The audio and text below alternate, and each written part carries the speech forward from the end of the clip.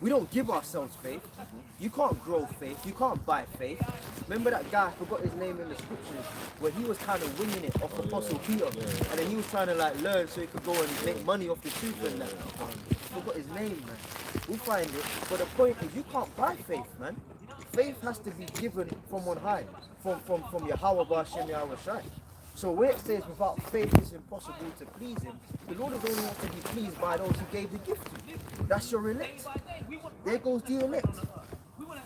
You know? And he is a rewarder of them that diligently seek him. And that's what we're doing, Lord willing, man. We're diligently seeking after Yahweh Hashem Yahushua, man. You know what I'm saying? We're learning, yeah? We're watching our apostles, man. You know what I mean? Getting into the scriptures, applying the scriptures. You know what I'm saying, bro? We do the work in the week, we do the shows, we come to the camp. We're diligently seeking after Yahweh Hashem Yahushua. And we expect a reward. You know what I'm saying? And as the elder apostle Gabar said, you ain't wicked for expecting a reward. You do the work of the Lord, because he said it. He said, I go to prepare a place for you. And if I go to prepare a place, I will surely come back. That where I am, there you may be also. The Lord is not a man, Yahweh is not a man that he should lie. Neither that he should repent. So he gonna promise you all this shit. That's some Edomite. That's why he was cursing out these Edomites when he started, man. That's some fucking Edomite shit. Yeah, buddy, if you just do this, yeah, you know, then you fucking do it. What are you talking about, chap? 100% that. You fucking devil. The Most I don't work like that. If he says he's gonna do something, he gonna pay up good on his word, man. Yeah, the name of that individual in the book of Acts was called Simon. He basically Simon. Simon. Simon the Sorcerer. Simon. I was thinking of him. I need to double check. I don't want to just say. He said, yo, like this Peter's spirit that you got in you is powerful, man. Let me buy that as well. He was the one who had the town like, underneath thinking like, oh, this guy does miracles too. Oh shit. Yeah, man, even it goes to show, like amongst Jakes as well, you got fought, like how much I warned, and that was a very close close to the timing after his departure. But there were gonna be false prophets, and even in this time that we're living in right now, man, you got it to where these politicians are false prophets. They got Jake losing their mind. We even started off saying like all these black women, I'm gonna wake up in slavery tomorrow. The second after that man got in, they were just like losing their mind. I'm just like, yo, it's like it's not even the first time. He was in before. Like, how are you not in slavery now? So did Joe Biden come through and say no? We're stopping this. Come on, man. Oh shit, man. Go. This is James 1 and verse 4 to 5. But let patience have a perfect work, that ye may be perfect, and enter your wanting nothing. If any of patience is suffering, man. And that's what it is. Let patience have a perfect work. So basically, we're gonna go through a perfect and complete set of suffering, you know, because that's gonna be our elevation. And that ain't happening to you people. You niggas, like we just said, you're out here worrying about Trump as if he wasn't in office already. You know what I'm saying? You're out here worrying about all the wrong things because you're caught under that Babylon juice, man. You know what I'm saying? You're fruit. Go on, bro. Verse 5, if any of you lack wisdom, let him ask of the Most High, that giveth to all men liberally, and upbraideth not, and it shall be given. That's the beauty of being in the circle, as we just read about faith. Faith is a gift. These niggas out here, they don't have the option, they don't have the luxury of asking the Most High. They actually believe the system. That's why they're running out here 2 days in after he won. Oh my God, because Trump. Oh no, we're going into slavery again. Oh yeah, because you actually believe the system. Whereas we have an elevated belief. We know what the game is, man. We know that it was all planned about election. That was a fucking selection, man. Man got selected to be in office again. All these things that's happening, it's already planned. Because we're on a higher level, we peep the game. So when we go through things, we ain't running to government, we're running to the Lord. That's why the scripture says the name of the Lord is a strong tower, the righteous runneth into it. You fucking niggas ain't righteous, man. You're wicked. And that's why the Lord gave you over to these damn Edomites, man. That's why you're going to take the chip and receive the same punishment as this devil. This is the book of Acts, the 4th chapter, verse 12. neither is there salvation in any other. For there is none other name under heaven given among men whereby we must be saved. Wow. Because you got it to where even like you got these Jake that claim to be so-called Christians, but you know how the Christians do. Like in the law, it tells you explicitly that we ain't even supposed to have a heathen ruling over us. We're supposed to have somebody out of our own brethren whom the Lord will choose. When King David became king of the Israelites, because the Lord anointed him king, man. He was basically he put the spirit on the prophet Samuel to know that this is the guy, man. Even initially, Samuel looked at David's brothers when he went in there and thought, nah, like this mighty man of Judah, it must be one of these men. And then he asked David's father, like the Lord Spirit was like against it. He said, yo, have you got any other children? He goes, yeah, I've got one in the back. He like looks up to the feet. Thinking like, yo, he's of no renown. He wasn't even considered. Yeah, that's and the beauty is in like the way he fulfilled it.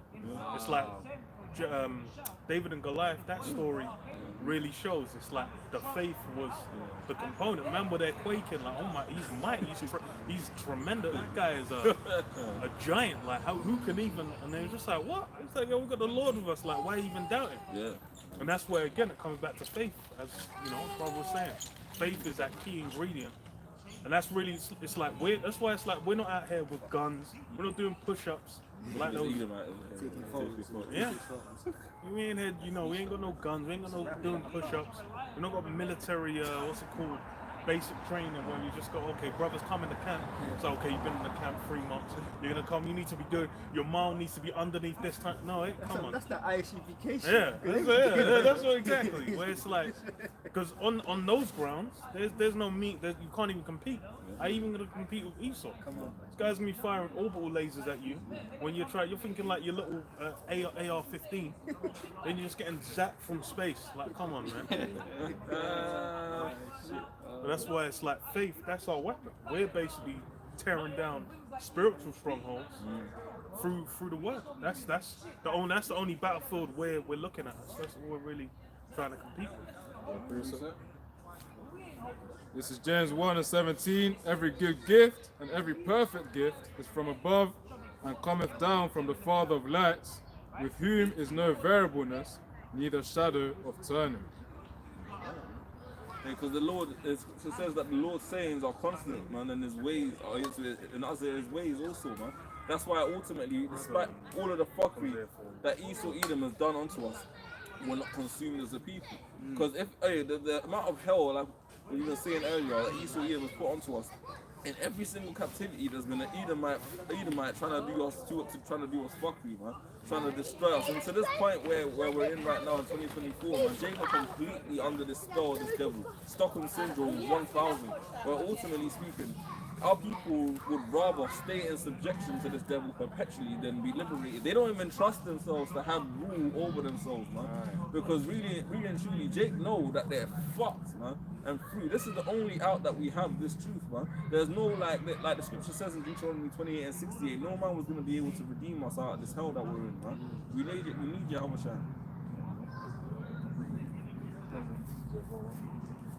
Oh yeah, I got one. This is Isaiah 41, 14.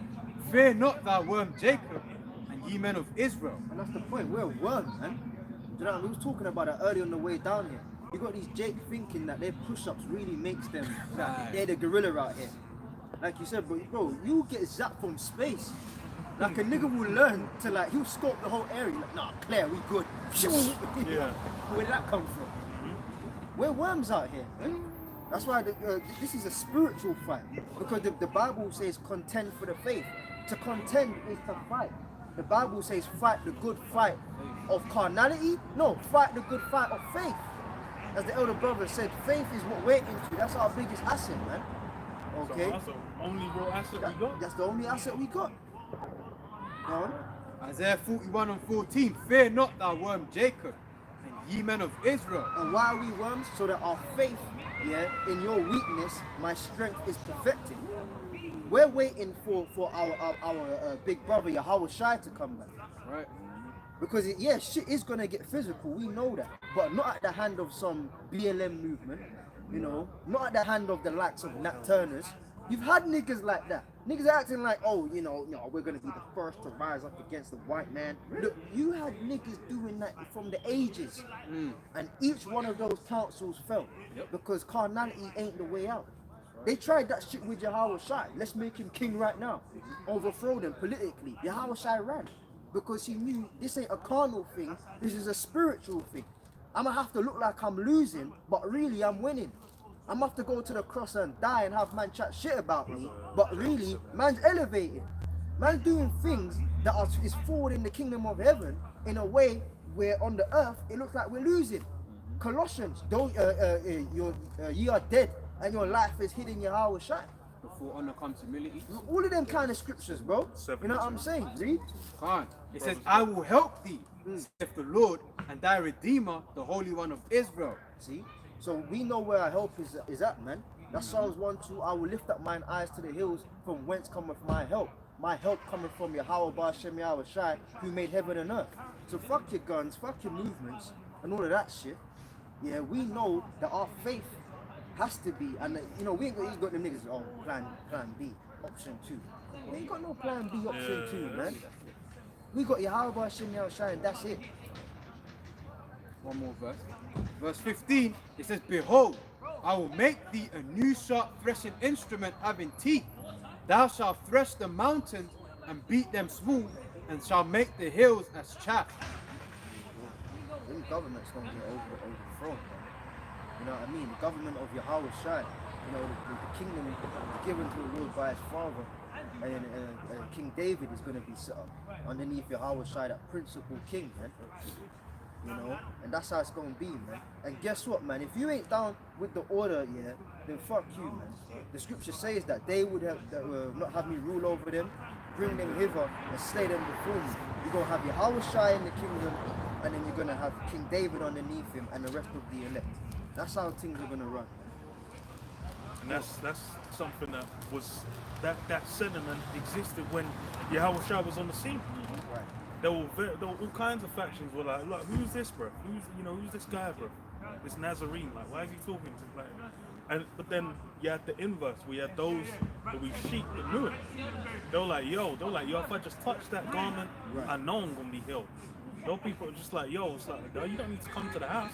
I just know you just give the word. And the demon will fly off him. It's like people that knew. We're going to read verse 2 and verse 1. Verse 2. This is Judges 7 and verse 2. The Lord said unto Gideon, the people that are with thee are too many for me to give the Midianites into their hands, lest Israel vaunt themselves against me, saying, mine own hand hath saved me. Yeah, so it goes down to what spirit, because with that's with going into the book of Judges. That's again, time and again, it's repeat situations where you have what Israel going into captivity, then crying unto the Lord, and the Lord sending someone to deliver them.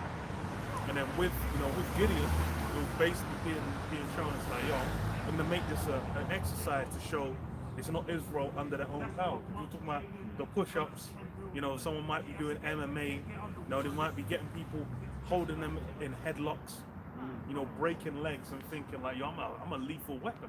There might be, guys that have fists registered as a weapon, thinking they're on some kind of level. But then what's, the reality of how it comes together is it's about the Lord basically being in our corner. That's how we get our W's. Even us just having, any kind of, your body being mighty or whatever. That's it. Well, there's a benefit to it, of course, but then that's not going to be the main means by which you're going to overcome the current situation. This is 1 Maccabees 3:19. For the victory of battle standeth not in the multitude of an host, but strength cometh from heaven. Yeah, strength coming from heaven, man. And that's why and that's the thing is like, even with Israel, it's not because they were numerous in number. It's not because it's basically because the Lord decided to have mercy on Israel. It's like, okay, because of the the faith of Abraham, it's like, okay, there'll be promises given unto them. And then through the process, then it was like, okay, the promise went through Abraham, Isaac to Jacob. But then it's not just because, of the might or, some kind of carnal thing. It was spiritual. It started spiritually, and then even when it comes to Yahweh Shai, the way it was fulfilled as well was something spiritual. That's why you go into Acts, or Acts 5, examples of people trying to attain things through carnal means. And then with the empires as well, that was like they were prophesied. There was a way that was prophesied for the statue to end. Will be the feet and 10 toes. When it hadn't gotten to the feet and 10 toes, you're trying to get Rome overthrown and the kingdom of heaven set up. But then it wasn't the time. It was like then the prophecy would be found false. They'd be like, wait, what about the feet and the 10 toes? It's like, no, we're in the kingdom. Don't worry about that.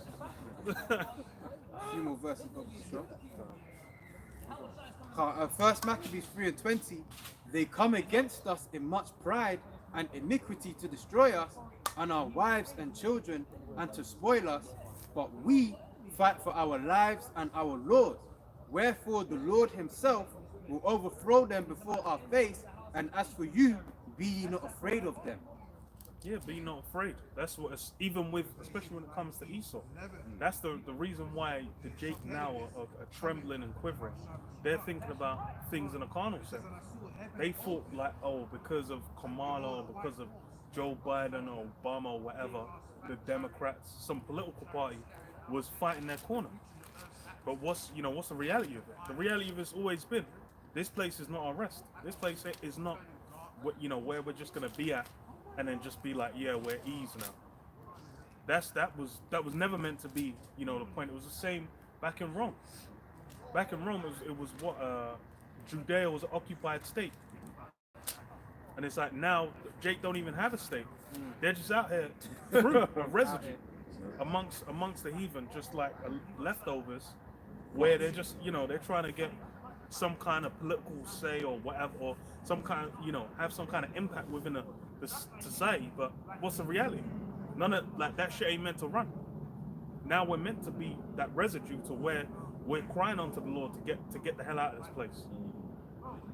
But then since I'd say since slavery ended, really even in slavery you would have had Jacob. So no, that's all good, man. Yeah. So I get my belly's full. You might get, my master only takes my wife once a month. Like it's ain't too bad. He takes your wife 3 times. Yeah. What's that nigga? Dude,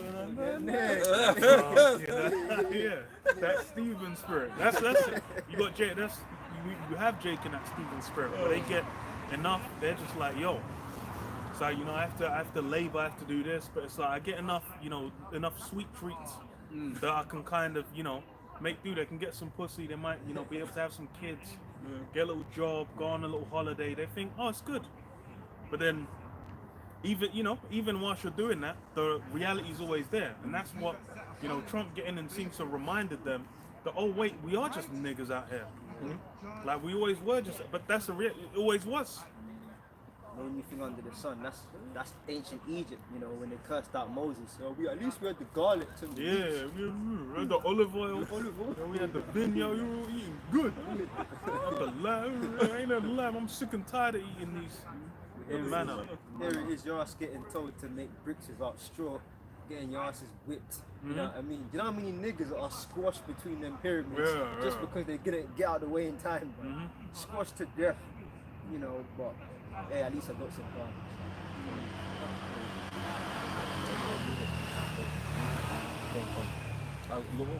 No, I got a precept. Lamentations 5:1. Remember, O Yahweh, what is come upon us. Consider and behold our reproach. Our inheritance is turned to strangers, our houses to aliens. Because even in this modern time, you got those small hats, you got those Palestinians. The whole world is fixated on who really belongs in the land of Israel, and then the actual Israelites, they're not even in the equation. But that's the beauty of just being able to control what history even is. Consider it's even in school, bro. It's there's all kinds of things that happen throughout history. In school, they teach you Henry VIII, World War II. And William the Conqueror, and then it's just you ain't really learning much else. But then you don't realize there's all kind of fuckery that's gone down, all kinds of empires that rose and fall, and then even the state that Jake's had within these different societies. Like if just what you know, growing up in society regularly, you think Jake was just swinging off trees, then they just got like chains put on them, thrown into slavery, and then afterwards it was like, okay, now you're civilized, you're allowed out of the cage. Yeah. You know, That's what it says. We are orphans and fatherless. Our mothers are as widows. We have drunken our water for money. Our wood is sold unto us. Our necks are under persecution. We labor and have no rest.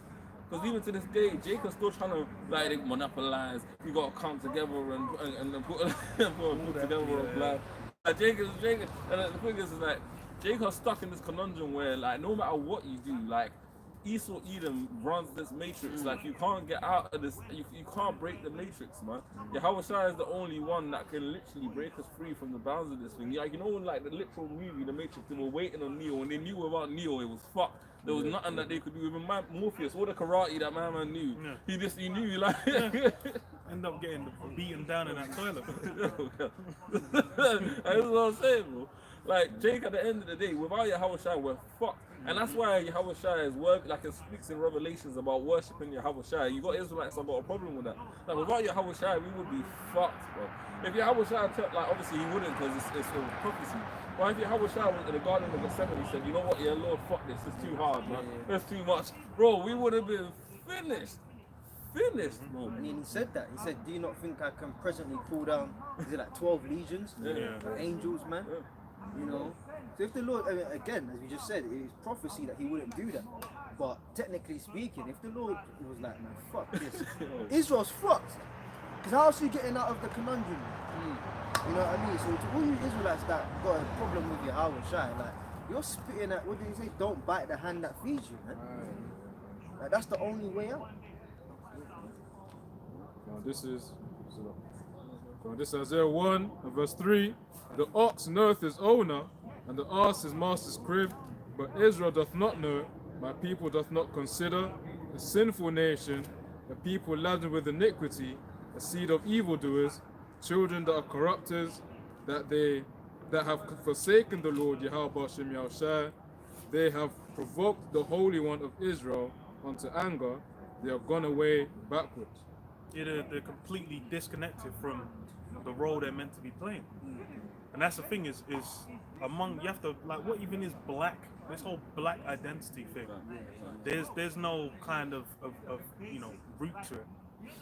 But then that's why it's like you're trying to connect something to it. And then as well as that, that's why it's like, you know, these white people, especially it's like you deal with England, with Europe, these European countries, they have that pride connected to the history of their countries. Even America's new, but they'll still talk about, you know, guns and the, you know, the West and the blah blah, and you know, we established this great country founded on X, Y, Z. That's what they have, you know, all that in their mind. And then you're thinking black, all you can think is, well, we were slaves, but you know, before that, you know, we was kings. That's where they kind of, you know, made it into a joke, into a meme, where it's just kind of thrown out. But then the reality is most Jake, they don't really know who they are. It's like they'll even read the scriptures, but then they ain't thinking about Daniel, and then, you know, a Jake face comes to mind. Then the thing that Yahweh Shai and, you know, so-called black man's coming to mind. They're thinking about these things and just think, you know, some old white guy. And that's why it's like that all ties into, you know, the understanding of who they are. But then because they're just out here like, well, I'm just black. They're just latching onto whatever Esau gives them. Then this new political shit, like really from like BLM, from like 2014, 2015, whenever that new wave was kind of pushed. I remember even being like in school, being like, oh, Black Panthers, blah blah blah. Cause why? Cause man really don't have shit. Like and them guys have been irrelevant for the longest. But then what? These are the things that, you know, Jake just latch onto. But then there's no root. There's nothing to be gained. There's no root in it. It's not gonna. You can't build yourself up for it. And that's why you're still in a destitute state till now. So like, bro, at BLM, what came out? The bitch was like running that shit. She was embezzling funds, man, buying houses. You know, she's in jail, man, rotting in jail. Meanwhile, that was meant to save black people. What happened, man? But then it's, you know, what you're trusting in. You're trusting in the carnal again. And really, you're trusting in the enemy. precept. This is Psalms 81 and 10. I am the Lord thy power, which brought thee out of the land of Egypt. Open thy mouth wide, and I will fill it.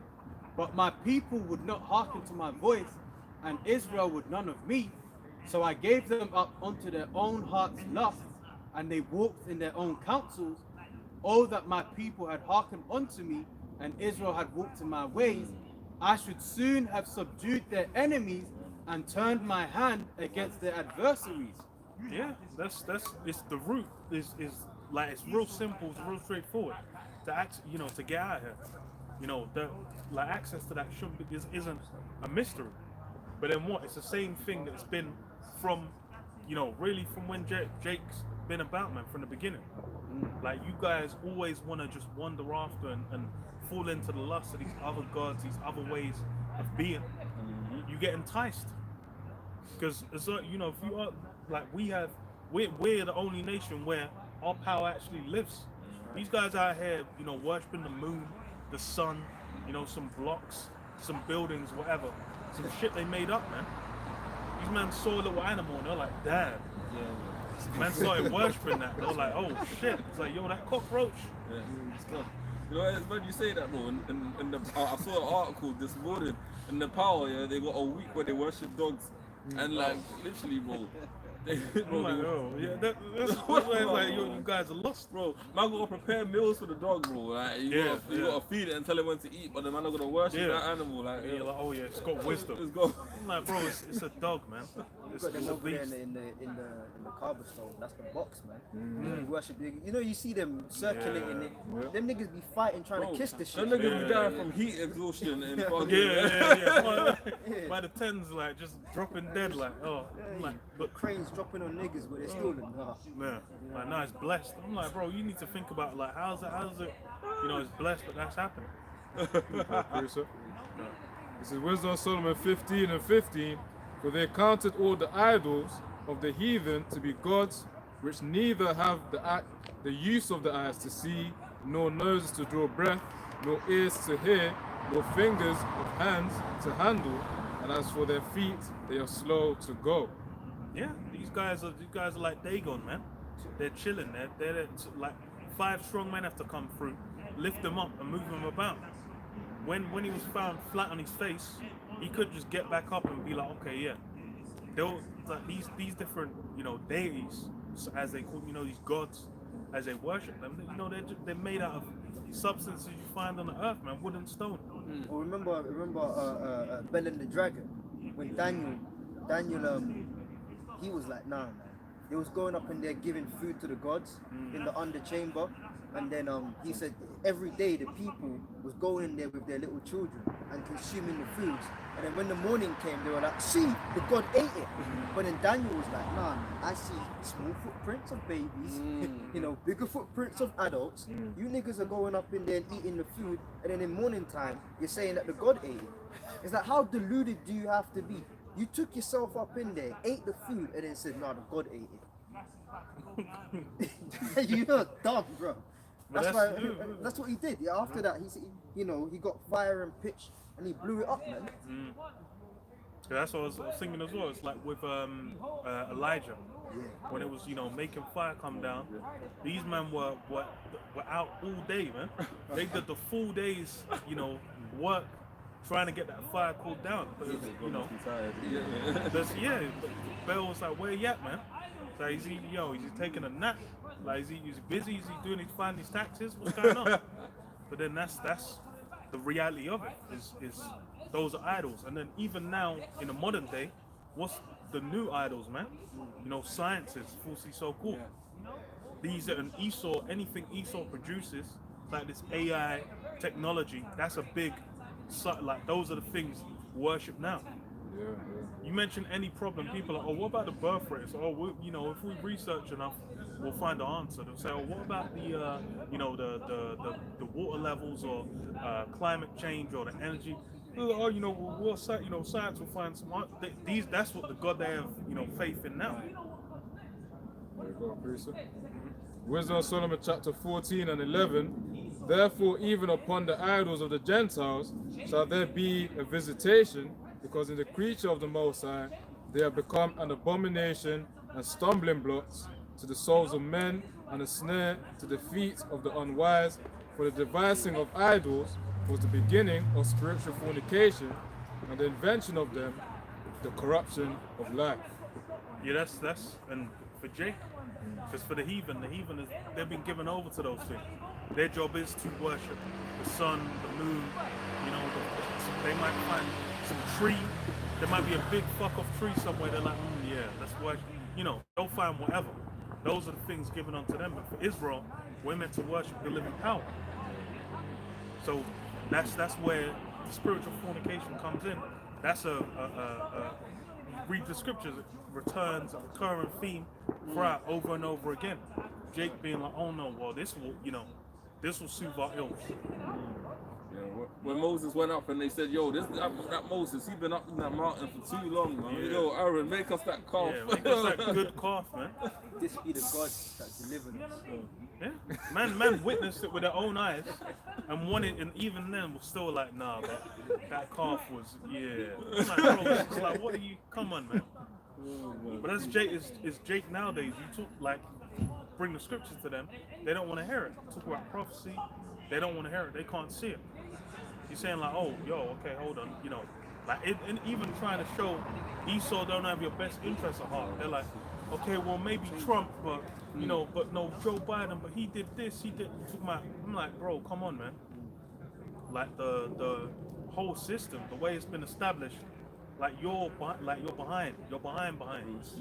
you've done been like from when the hundreds of years of you not even being a figment within the system.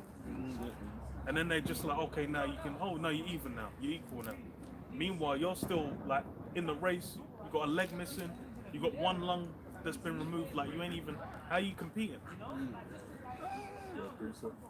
But Jake, they're enraptured. They're now. It's the same with John the Revelator. He saw Babylon. He was like, yo. It was like, wherefore didst thou marvel? He marveled because why? It's like it seems appealing. It's got that shine. You'll see someone with fame, someone with success, with money or whatever. You might think, ooh, I could get that. I could have that. You think, ooh, you see some women, you might think, But then it's like a photoshopped image. She got BBL. Yeah. Like you talk to her for 2 seconds, you're like, nah, my brain's, I've got a fucking aneurysm. You know, should be bugged the fuck out, or should be worshipping some demons. There's, you know, all these things. Everything comes with small print. Yeah. It's like it seems alluring, it seems appealing, but then even for Esau, ain't, you know, it's not worked out. These elites were thinking they were gonna live forever, man. These guys are dropping dead. This is Deuteronomy 17 and 15. Thou shalt in any wise set him king over thee, whom the Lord thy power shall choose, one from among thy brethren, shalt thou set king over thee. Thou mayest not set among thy brethren. You know what I'm saying? So you up in the system, you know, talking about the fucking heathen. You got Kamala bitch, you know, and Trump called her out on that. You know, I thought he was Indian. Yeah, I thought you were Indian. Yeah, all of a sudden she's black. And they ordered, and that's the thing, like Jake's so destroyed over there, they were just latching onto that. Yeah, it's gonna be black female, blah. I'm like, bro, it's didn't you already get over that hill of Obama already? Yeah. But then you're just that desperate for any kind of like significance within society. She sold you niggas out with hip hop rules. Yeah, when she went on them podcasts, I was like, bro, this is lame, man. This is hella lame. It was like she got caught. I remember it was like 2016 or was it 2012? I can't remember the last time she ran. When she ran by herself, she got pulled out because she was smoking weed. Talking about smoking weed on one of the podcasts. Then I'm saying, wait, did you throw a guy in jail for fucking having possession of weed? But it was falsified evidence that came out afterwards. And then she didn't want to let the guy out of jail. Like, you know, she's a degenerate, man. She's a lowlife. She's just the same as the rest of them. But then Jake will just be like, no, cling on to her. He's just dumb, man. Like, it's in your face.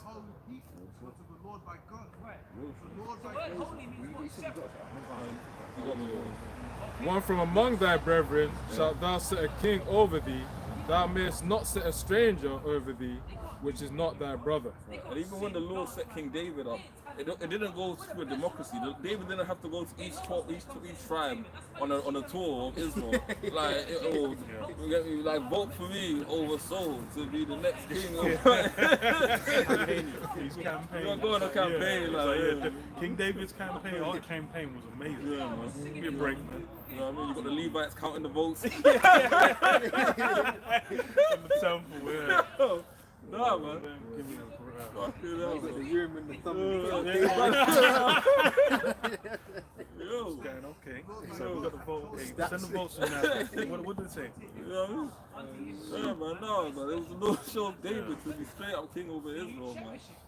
You know, despite the fact that even Saul, ultimately speaking, wanted to kill David numerous times, to the point where there was times where David could have killed Saul also, but he even spared Saul's life, you know, for the sake of the fact that ultimately he didn't want to kill the Lord's Anointed at the time, because Saul wasn't once the Lord's Anointed, but now Jacob's so fucked up where they even want a woman to rule over them, and they don't see the problem with it as well. They don't even see a problem with that. They're like, yeah, fuck it.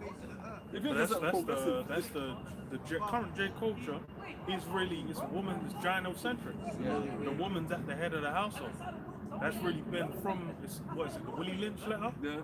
They went into detail on you know, the particular way to break down the black man, so that you have at the head of the household the black woman, and then that was what, for control. But then what is, and that's in the scriptures. You know, children are oppressors and women rule over them. But then because of that, then you know, Jake now, that's just baked in, and then that bakes in a whole. And read the letter as well. It tells you in explicit detail how it breaks, you know, the men, feminizes the men from the generations after, and then we got pure endless examples because of the single parent household, which is the modern incarnation of it. But then, you know, even with, you know, the information out there, Jake still doesn't, you know, they still cling on to that. Where it's like, you know, oh, my mom, you talk about Jake's mom who will shoot you 17 times in the head. What you say, nigga? My mom's? It's like the mom could be a crack fiend that sold this guy for, you know, for $300 to get higher, but they will still be like, oh, we'll talk about my mom. Like, come on. You're gonna say crack fiend. That's the spirit. That's the spirit, because it's you know, that black woman deifying, pedestalizing black women, that still exists to this day. That ain't going crazy, man. Yeah, because Esau knows, man, that if he puts the black woman at the head of the household, he's really the head of the household. Because she ain't got no leadership skills, man. That's why everything is run to Big Daddy government. You know what I'm saying? It's crazy. This is Jeremiah 31 and 22. How long wilt thou go about, O backsliding daughter? For the Lord hath created a new thing in the earth. A woman shall compass a man. Yeah, it's a new thing. And then it's shocking how effective it is at destroying a system. Because really with it, it's like when you apply it to Jake and slavery, that basically completely changed the nature. And then you see it on what you call it, those single parent raised kids, where they have that emotional feminine spirit on it. And then it with the Willie Lynch letter, it's like it self-perpetuates. Because they're basically, you know, bow to women, they bow to their mum, then, you know, those under them, it's the same thing. You know, the man doesn't have that masculine streak in it. And that's the thing, is that's what it's like, those things are known, because that's why you have things like eunuchs, where you have like a guy, okay, you take his rod, you take his nuts, then he can't light and what? You get a huge amount of testosterone comes through them. So then they get a certain level of timidness to them. So it's doing that psychologically. And then that's why it's like, well, it's new. And then with the effects of it, that's become legendary. And then even with Esau as well, he's rewriting history using Hollywood. Hollywood puts a lot of these they'll present like the ancient world, or not even, it might even not be that far back. It might just be like medieval times. Then they'll have, you know, women getting moving like modern women, where it's like those you would have had those things happening, but what would have been happening is they would have been grabbed up and executed. They would have been burnt as a witch. Like they would, you know, that's the thing is women weren't able to run rampant. But post 1960, that, you know, women have been unleashed to do everything they desire. And then what do you see happening within society because of that? All kinds of sexual promiscuity. It lined up with the what do you call it? The pill as well. Yeah. That was also an aspect of what get women run rampant and basically, you know, conduct themselves as men within society to their destruction. Their actual purpose, the role they're meant to play, that goes out the window. So was that after World War II, the mods and the rockers, the youth at the time, introduced that contraception, and that was it, man. Yeah. The holiness and the sanctity of marriage, sex went out the window, man. Because now you can do what the hell you want to do with no consequences in the form of a child. And that was kind of the big thing keeping it in check, that promiscuous nature, the consequence. Yeah. And then you see the lack of consequence, that's a very feminine kind of approach to try and do things with no consequence. You go into Ecclesiasticus 26, I believe it is. Or is it 25? It's like, give her not liberty to gad abroad. Yeah. Because why? You know, her sling will take every arrow. Like, you know, she'll wipe her mouth and then pretend like nothing. Like Done they, no wickedness. yeah, you indulge into that spirit. It's to the woman's destruction, to society as a whole's destruction. Because the thing is now is what would you have birth rates being non-existent, not just in what they talk about in the West, but then really it's in the third world, in the more, as they would say, like, you know, regressive, backward so-called societies, people are still having kids. And then even in like the Western countries where it's above replacement, it's because of migrants coming in and still having like 4 or 5 kids. The actual Westerners, just like Japan, South Korea, which are the ones they always talk about, they've got super low, non-existent birth rates.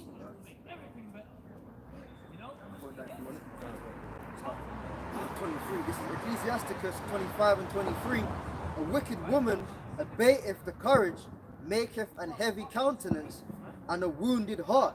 A woman that will not comfort her husband in distress, maketh weak hands and feeble knees. Yeah, it impacts upon the generation. Because part of a woman's role is to manage, guide the house, manage over the kids, manage over certain operations within the household.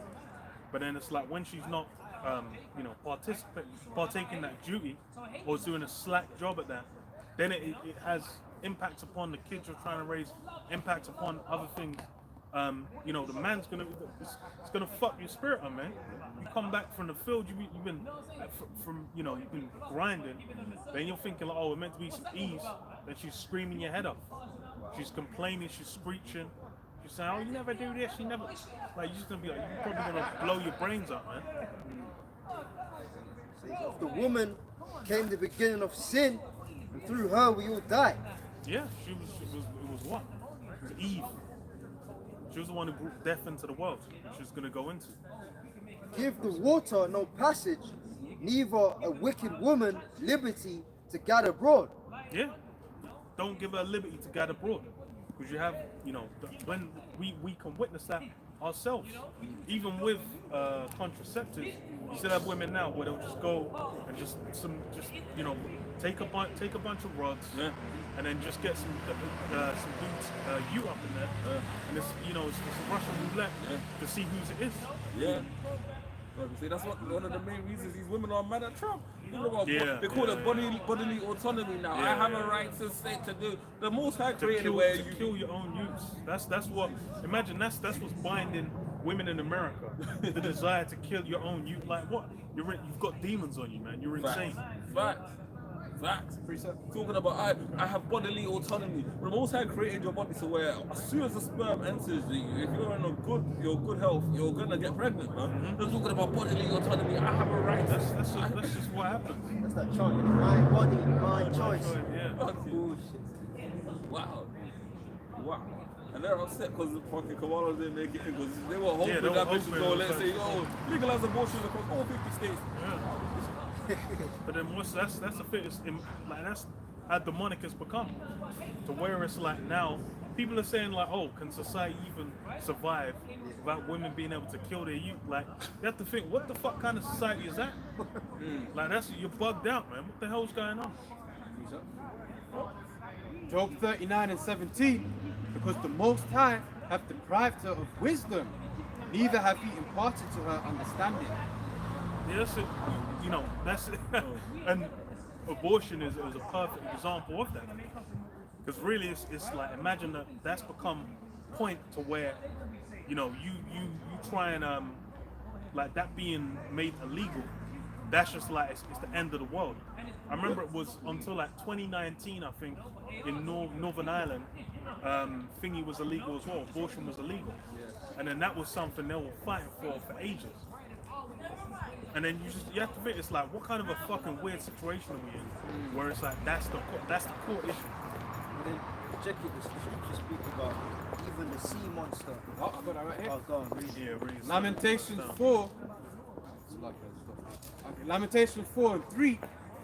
Even the sea monsters draw out the breath, they give out suck to their young ones. The daughter of my people is become cruel, like the ostriches in the wilderness. You got black bitches leaving babies in cars to go Yeah, to shopping. die, innit? Yeah.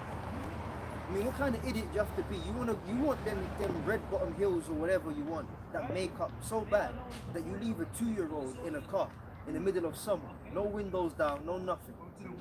You know, you had that bitch that put the baby in the oven and all kind of things. Man. But you got multi-million pound companies in America. They got a baby box company, bro, where like a company is actually a 6-figure turnover, and they build boxes where women could just say, you know what, I don't want this child anymore. I just want to turn up at the spot, just drop it in the baby. And that's the thing. It's like the way they talk about it as well is like you didn't like partake in active sex to get the youth. The way it's discussed is like you can't abstain from sex to not and then not result in getting to youth.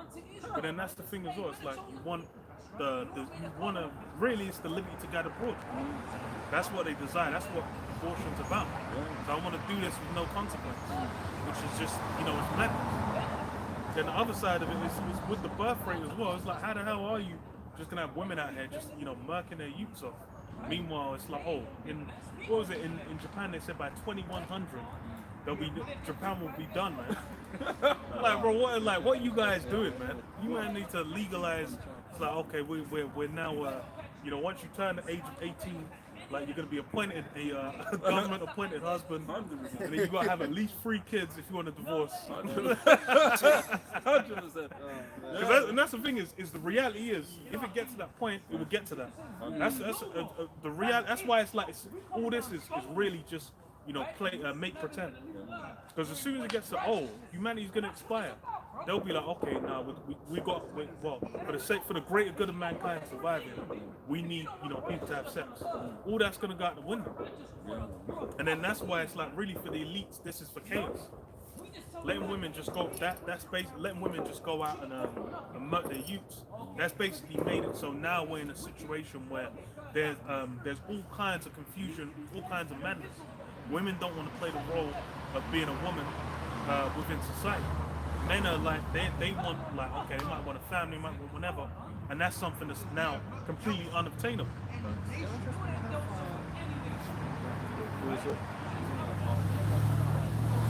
This is Proverbs 31, verse 3. Give not thy strength unto a woman, nor thy ways to that which destroyeth kings. Okay? Destroyeth kings, and that's it's like, that's the power women have had, and that was without, you know, contraception, without even being allowed to compass a man, get the CEO role, etc.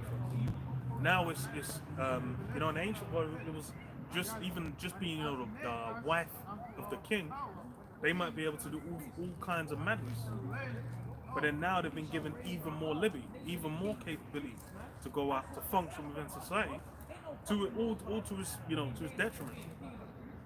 And the joke of it is as soon as you get to a certain level of society, all of that goes out the window. When you're dealing with the elites, then it all that goes up. It just goes into what ceases to be a factor. Because why? They certain things that they just don't tolerate. And that's the reality of it. Because why? It's the way things operate in the ancient world. That's how you actually maintain something stable. That's why they deal with inheritance through the male line. They ain't just have the one daughter and be like, okay, we're just gonna give her nah, because then someone else will be able to come in. 1 Corinthians 11, verse 8. For the man is not of the woman, but the woman of the man.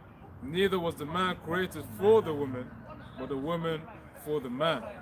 Yeah, that's it's basically how it's been set up, man. The woman was meant to be a help to the man. That's the role she was meant to play. And that's something now, if you mention it, people say, oh, it's backwards, oh, it's like you're stuck in the past, X, Y, Z. But then we're living with, that's the beauty of, well, really it's not beautiful, but it's the filth of this kingdom is that you can actually see with, live and direct why things should be done a certain way. Because you give women liberty, what's gained from it? Confusion. Yeah, man. That's why the Book of Chronicles is just a list of the forefathers, man. Because these women, like, at the end of the day, like the scripture even says that they shall be saved through childbearing, man. What they don't want to do on this side. That was a commandment as well. Be fruitful and multiply. That's the thing it's like with youth, like you just it's and the thing is as well. It's not even like a difficult process to have youth. It's not like you're kind of okay. You have to align a certain day on the calendar. You have to be like, okay, the moon has to be in this presence, the sun has to be here, and then okay, the stars. No, you just go. You lay with a woman, and like through the process of time, you just gonna materialize whether you like it or not. That's how straightforward of a process it is.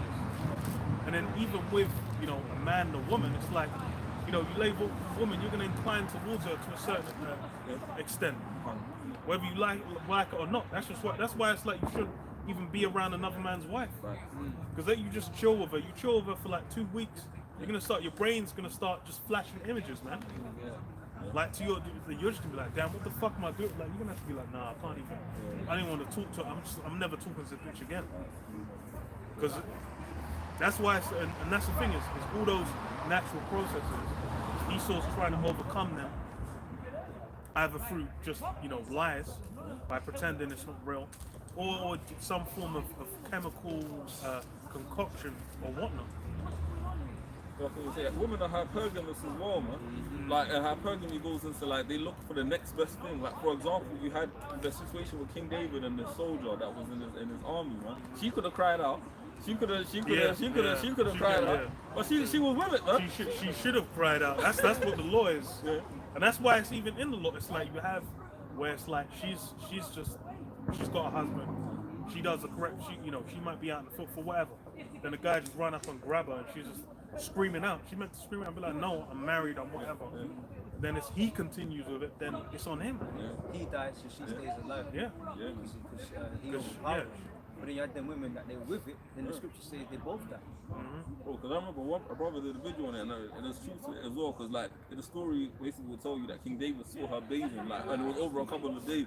Because that woman knew, man. She was out there. She knew she was beautiful. She come outside and just. Because like bathing outdoors. Bathing outdoors. That's why it's like, and that's like what was it, the Greek?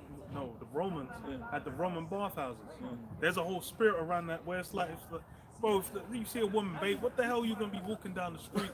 You pass a window, some woman just bathing. Bro, you're gonna be enticed. Like, what the hell are you meant to do there?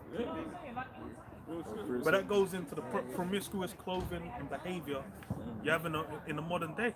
That's why there's a spirit to them fucking gyms. And bro. The pussy lips. You might as well speak on that. Shit's demonic as hell. It's demonic, man. Yeah. Because you go in there, gymnos, man. You go in there to show off, man. And as much as people, I'm here to work out. No, stop it. Bro, the bitches on a stepping machine, just exaggerated steps. Here it is. She went to the gym to go on the Stepmaster, but she takes the long way around where all the men are just to walk past. It's like you're looking for that attention. You know what I mean? Because the whole point is there's a spectacle to it. That's why it's like people even record their workouts or whatever and post it on. It's like part of it is to show off, like look how much progress I've made. But then that just inclines towards all kinds of madness. Like you're gonna have your woman just going with and the gym outfits as well. Those super tight, body fitting. You got the belly button showing. You got the legs out. Like it's like damn. Like a little bra vest thing. Yeah, The whole you can belly see like the nipples popping out, the definition of the pussy line. It's like, what the hell is going on here? Like, how did this happen? So I came out, so I'm trying to lift a certain amount of weight, and then all of a sudden I'm just thinking about, it's like you've been doing your reps, and just this girl's fucking booty jiggles, all the thing you're getting in your mind. You know the new thing is, you got niggas taking their women to the gym, and I'm like, you dumb fuck, bro. You're meant to have a level of jealousy of your woman that, like, there's parts of her that no one else sees, but now you actually see it in the gym. Yeah, that's my bird. You know? What? Showing it off. And she got the tightest of things on, man. And she looking at other niggas, you know, talking about how many more reps you got, and your husband's over there. That's crazy. But that's that as the elder brother was saying, that's that Greek house, the Greek baths, you know. And then sometimes you may go sauna and that. There's a lewd spirit there. Yeah. You know, men, how you doing? But his how you do is different, man. Yeah. You know what I mean? Like, it's crazy. How you Like, how doing? you just like you have to be on edge, like fucking hell. What do you mean by that, bro? Yeah, man. But that's why it's like there's certain things where it's like meant to be kept private. Yeah. It's like the way between a man and his woman, that's meant to be a private matter. But then all those things have become public. Yeah, like I say, well, women spawn jealousy, man. Like, you know, you can't say King Saul when he heard, yo, Saul kills in the thousands, David kills in the tens. Yeah. Yo, he would have been He would have been, he was like on his horse, just like, yeah, man. Yeah, bro. Women spawn jealousy, bro. I'm telling you, man. It's real shit. Like, and it just, bro, that's why a lot of these clubs as well, bro, ends up in fucking violence, bro. When niggas get together in these clubs, it's always on some bitch, somebody's girlfriend dancing with the wrong guy, or like some stupid shit. Oh man. Bought the wrong girl a drink. Yeah. He's like, no, sorry. And then she might even say she's got a man. Yeah. And the thing is women will entice that because it's why it makes them feel, you know, valued. It makes them feel good. A lot of them fights in the clubs break out because she'll be like, can you buy a drink for my friend? And then the friend is the man. And the other guy that bought the drink, he now feels like a dickhead. I've heard stories about that. Yeah, you know, that's the money, bro. That's you know he's bro. It's like, how you gonna just come to the next man's play? Here's your team, bro. And there's the one for your woman. It's like, fucking hell, bro. I'll dash out before I leave, man. Go. First Esdras 4:26. Yeah, many there be that have run out of their wits for women and become servants for their sake. Yeah, bro, there's even with Esau's Institute of Marriage, bro, there's so many Jakes that have made that mistake, bro, that are stuck with bitches that are fucking head cases, but they don't want to lose that money. Because why? The system can then just destroy them. Yeah, bro. If they think about leaving, it's fucked. Bro, there was stories coming out of guys that donated sperm, where some woman had a baby off their donated sperm, which you're meant to they're not meant to be able to find out who you even are. But then through, child support, she went after child support in the courts, and then the courts forced it to reveal his name. So then he was forced to pay for the youth that she got through the sperm bank. I was like, bro, you are through. I was like, you are destroyed, bro. That's why I was like, bro, it was like, yeah, don't worry, they'll never find out. Like, you're thinking like, yeah, just nut in the cup, and you're like, yeah, that's £150 or whatever. Like, little did he know. That's crazy. No. But even it goes to show, bro, a lot of these women having to resort to go to the sperm bank. Bro, there's women out here that are like, that have hit the wall, yeah, but they're like, fuck. If only I could just have a youth, bro. So I need a youth right now. Bro, I remember back in the day, I met this woman, bro. I didn't know how old she was, yeah. She was like about in her late 30s, bro. Second date, she's like, so what do you think about children? Like, yo, that's, I mean, just looking, yeah. like that made me think about none of them with youth. Yo. There ain't no way in hell. That Yo. sounds deadly. Yo. I got one more verse. Verse Esdras 4:27. It says, "Many also have perished, have erred and sinned for women." Yeah. Be dying out here, man. Oh hell yeah. Oh hell yeah. Yeah. Men, not even just Jake, just men in general. Yeah. Remember there was this was a while back. There was a guy where he was out. I think it was like maybe New Year's or something. He was out with his woman. He was walking her home. Then some mentally ill Jake just like rolls up on him. Then he's just like, no, sorry, please, just don't thingy, whatever, to protect his woman. He's end up dead, bro. Like I was like, damn. It's like, and that was just, I'm like, in any situation, it's peak. So I was like, I don't even know what you're doing. Like, the way the neighborhood was a dodgy neighborhood, so I was like, bro, I don't even know like what drew you into that.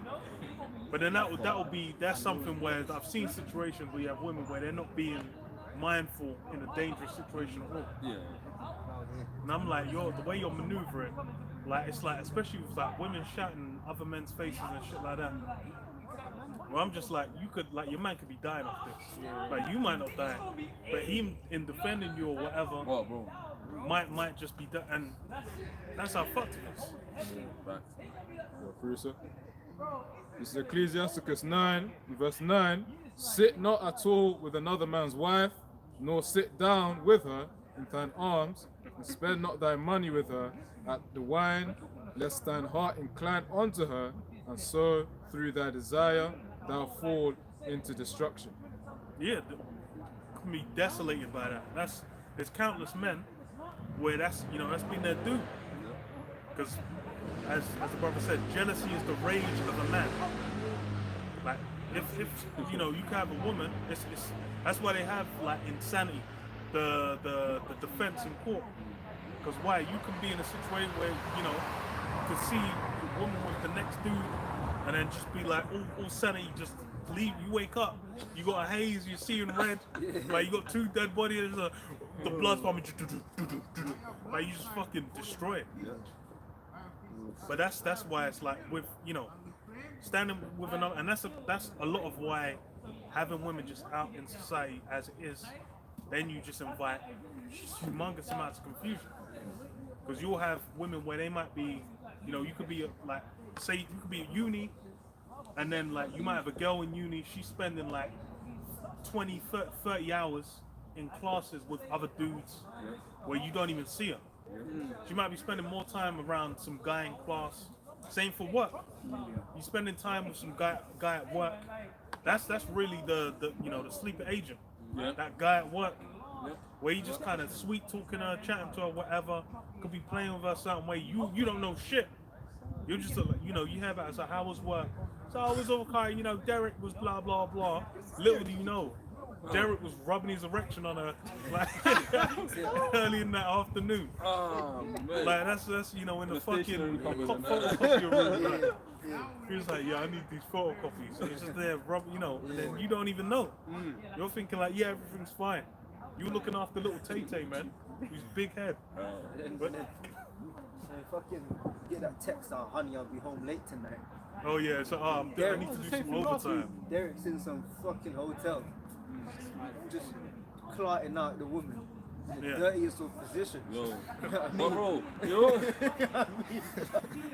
bro, No. She comes home here. It's like, you want? Yeah, I'm not in the mood. You ain't in the Yeah, mood. I'm not in the mood. but bro, you got them like Judge Dredd TV kind of programs, bro, where like the man's all thinking, yeah, he's about to have his child, and then I don't know, he hit him in the farmer, bro. Bro, do you know the hell, like, Yeah, that's fucking Maury lived on that, man, where it's just like, I've been raising her, she's my daughter anyway, and blah, blah, blah. And it's like, you are not the father. And it's just fruit. The cameraman running. It's there, chasing you, watching, you're there like, No, but they always feel sorry for the woman though. yeah, they have the woman just straight run up. I'm like, nah, bro, what, like, for that to happen, and then you had the one where it's like, this is her third time on the show. She's got 5 more men to test. I'm like, yo, what have you been doing, you grimy skank? But that's why that's why you have the laws. That's why you have you know, women, Ah. their spirits be reined in, man. Yeah, man. Because the thing is, you know, just as women, you can have like young men. It's like they might not even see reason, man. When you're in what is it? The term they call adolescence, puberty. Like you have hormones popping off to where it's like, you know, a guy can be enticed by the light. You know, the light. A witch, she might pop an ankle out, and the guy just woo. That's why you have it in what is it? Proverbs 21, where it's like the young man. Let me double check. It's Proverbs 21. But go on, if you got something, read on it. Yeah. And that's why marriage in the ancient world was such a beautiful but big thing. The Bible speaks heavily about betrothal, that's engagement, and then you would go on to have the wedding ceremony, which was like something that was done in your local community, for lack of a better word, because everybody had to know this woman is with this man. So there's no grey area. I wonder if sister. No, there ain't no sister so and so nothing. Because from betrothal, you know that she was promised to this man of that family. But in this world, it's I don't want people to know we're together. What do you mean you don't want people to know we're together? That's introducing the grey area, man. Confusion. Well, you're stopping verse. Because the daughter is the asset of the father, and then becomes the asset of the husband, man. That's literally what it is. They're there to build somebody else's empire, their own fathers or their husbands. And the thing is, that's an honourable role to have anyway. Like that's the thing. It's like with the office of a woman, that's something that in the modern day is demonized as if, oh, you're just a housewife, oh, you're just a this. But then that's not even something that's simple or easy to accomplish. They deal with it as if something, you know, to be despised, like being a CEO is better. But then it's like, the thing you have to think is you're building, like, as a woman, as a housewife, that's for your own benefit. You're gonna reap the rewards of everything. The greater you nurture, you know, the roots underneath you, the roots, the more you're gonna reap in the long term. Let you raise just in the modern terms, someone that goes on to become like a CEO or to have his own company or multi-millionaire. You're nice. Whenever you see these what do you call it? These artists, these musicians, these athletes or whatever. They always talk about, I want to get my mum out of the hood or whatever. I got, I made sure I bought my mum this.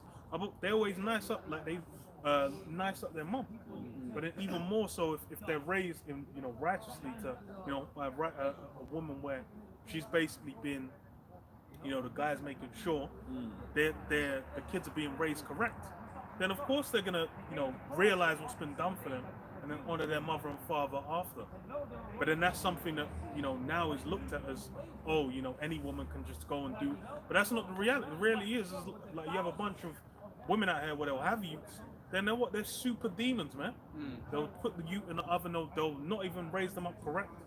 It might just be like anytime he talks, like you're just like your dad, just slapping up his head, doing all kinds of foolishness. But then to actually, do the office, and that's the thing as well, is that role. It's like with a lot of things in the modern world, where any kind of role or you have to play within society. That's something that people look at like, no, you shouldn't put pressures on people. You shouldn't have expectations. No, it's if you're a parent, if you're a mother, then it's like there's certain duties that should be expected of you. Just as a father, just as the head of a household. That's the thing. It's like with being a head of a household, that's not a light thing. That's not just okay. You can just go around and fuck pussy. But it's obviously you have a duty to do. There's a certain way. That's why it's like even with a grape, let's say, it's not just something as simple as a guy could just go and just grab up anything and slam it. No, there's a way. There's a process afterwards to deal with it, and then you can't even put her away. You got to hold that till even when he dies. So that's why it's like there's order, and that's order and structure is needed. And that's why you scoffers, because you talk about the chat GBT thing about the Bishop Iafan and the thing, talking about GMS and other camps. That's why you scoff at GMS, because we tell you the truth for what it is. Like, stop trying to make it seem as if we're trying to say the Bible says you can just run around raping women. Like, it happened, but it wasn't common. Because people knew the repercussions. You just don't get to walk off into the sunset after you do some fuckery. If you raped a woman, you have to keep her. But you have to hold her for the rest of your life. That's Like that's why it's like it would have to be, right? You just saw the one. Yeah. Yeah. Because even then, and the thing is as well is like with marriages, and this is where it's completely lost in the modern age. Most of them were about like that's why daughters were assets. It was binding families together. It was investments. It was basically trying. You might trade in wool, or you might have sheep, or goats, or land, or whatever. You might think, okay, well, you know, what would be a good asset to complement, or good. You might be like, okay, well, they got this field that goes on there. If we combine them together, you know, by the time of the next generation, then it'll be an even more prosperous family. It'll benefit. So then you'll use a daughter, they'll have a son, you'll bind them together through that. And these are the things that like of why you wouldn't just go out and just be like, okay, because you might have a son where it's a firstborn, you'd be like, okay, look, you know, your first wife is gonna have to come from this house, or you've got to hold off on that until, you know, we organize. And then, you know, that's the thing is, those things were around up until Esau came back out, man. The Renaissance. That's really where things switched up.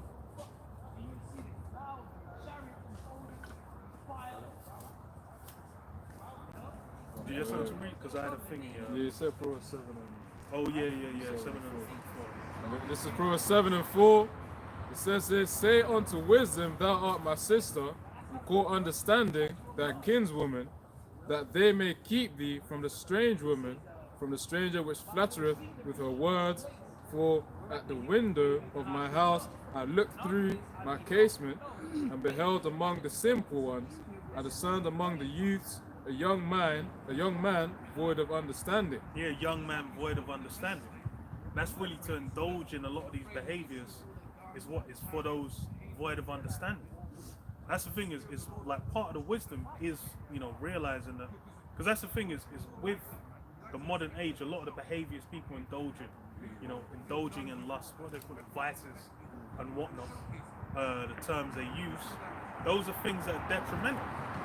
You know, you can just go out and like, even tonight, it's like you could go out and fuck, you know, 3 different girls every night, but then, you know, is it going to be to your benefit? Even outside of how Esau can bind you up currently, it's like even if it's the ancient world, going out and fucking 3 different girls every night wouldn't be to your benefit. Like your wallet, you're going to be salt, man. Your wallet's going to be dust. Real, the scriptures speak about that, like a man that giveth all his substance unto harlots. And that's what they all are, man. Now you may say, well, okay, I'm not actually going to the brothel, but you go to the club, you go to wherever. They're all prostitutes, man.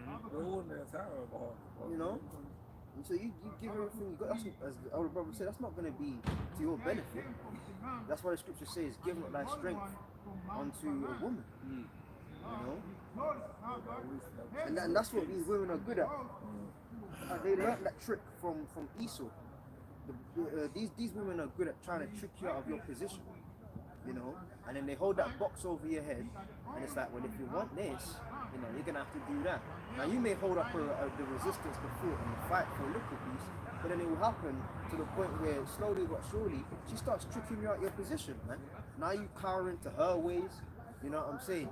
You submitting to what she wants, and before you know it, she's telling you what to do. And you see in so many of these relationships whereby they're so called together. If you analyze a lot of these people, just walk up and down the street, the mum and the dad is together with like 2 or 3 children, but you can clearly see it's the woman that's controlling shit, man. You go up in these supermarkets, she's pushing the trolley, we're going here, aisle 11. He wants to go over, no. You see it all the time. They be telling you what to do, man. Why? Because slowly but surely, along with Big Daddy government, they've been able to trick the man out of his position. So really, if you ain't really got your head screwed on, to what benefit is dealing with these women? Yeah, you can fuck them, have a bit of fun, but after that, it's them really getting the monopoly over you. Go on, bro.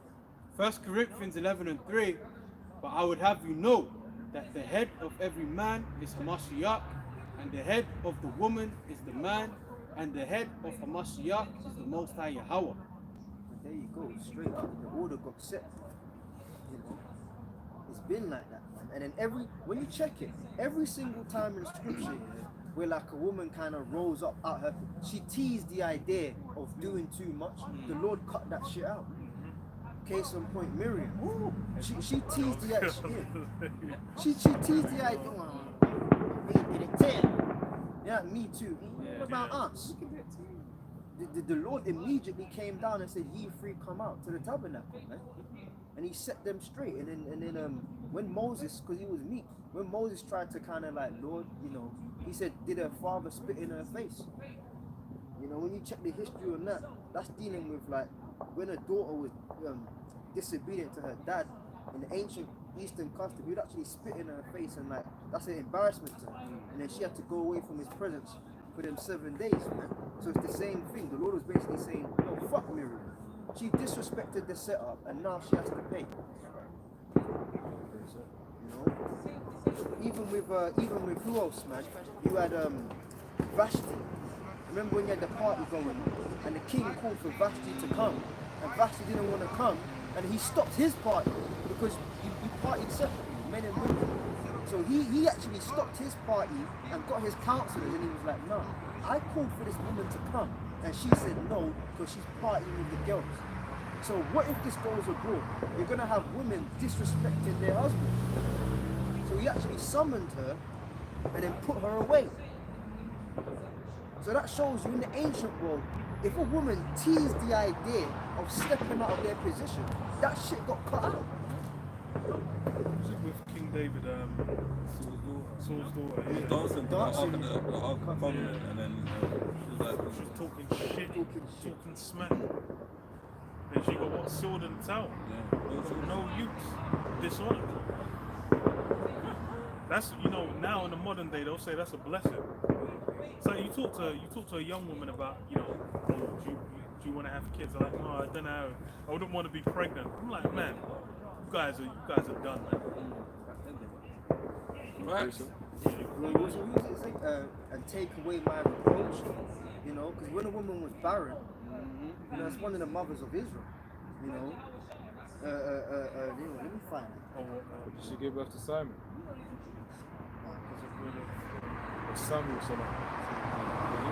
Hannah. Yeah. Hannah. Yeah, it might have been Hannah. His first Samuel. What was I thinking? You got more on Proverbs? Yeah, I've got another precept. This is Proverbs 6:24. To keep thee from the evil woman, from the flattery of the tongue of a strange woman, lust not after her beauty in thine heart, neither let her take thee with her eyelids, for by means of a whorish woman, a man is brought to a piece of bread, and the adulteress will hunt for the precious life. Yeah, that's that.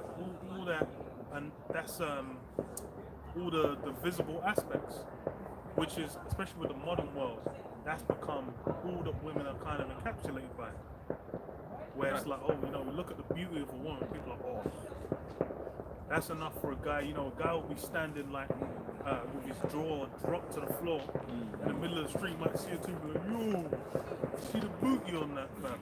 Yeah. But she's uplifting. A man will lose his mind. His complete scruples. That's how they got Benjamin, man. Bro, when Benjamin, you go to the islands, bro.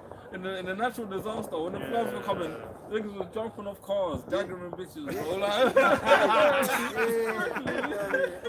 the most, bro. That hot, bro. That dancehall bashment culture, bro. Is woman worship, but it's just fucking obscene. Niggas will see a fat ass come through the club, which is the BBR. Oh, man. Man, I'm busting shots, bro. Doing all kinds of mad.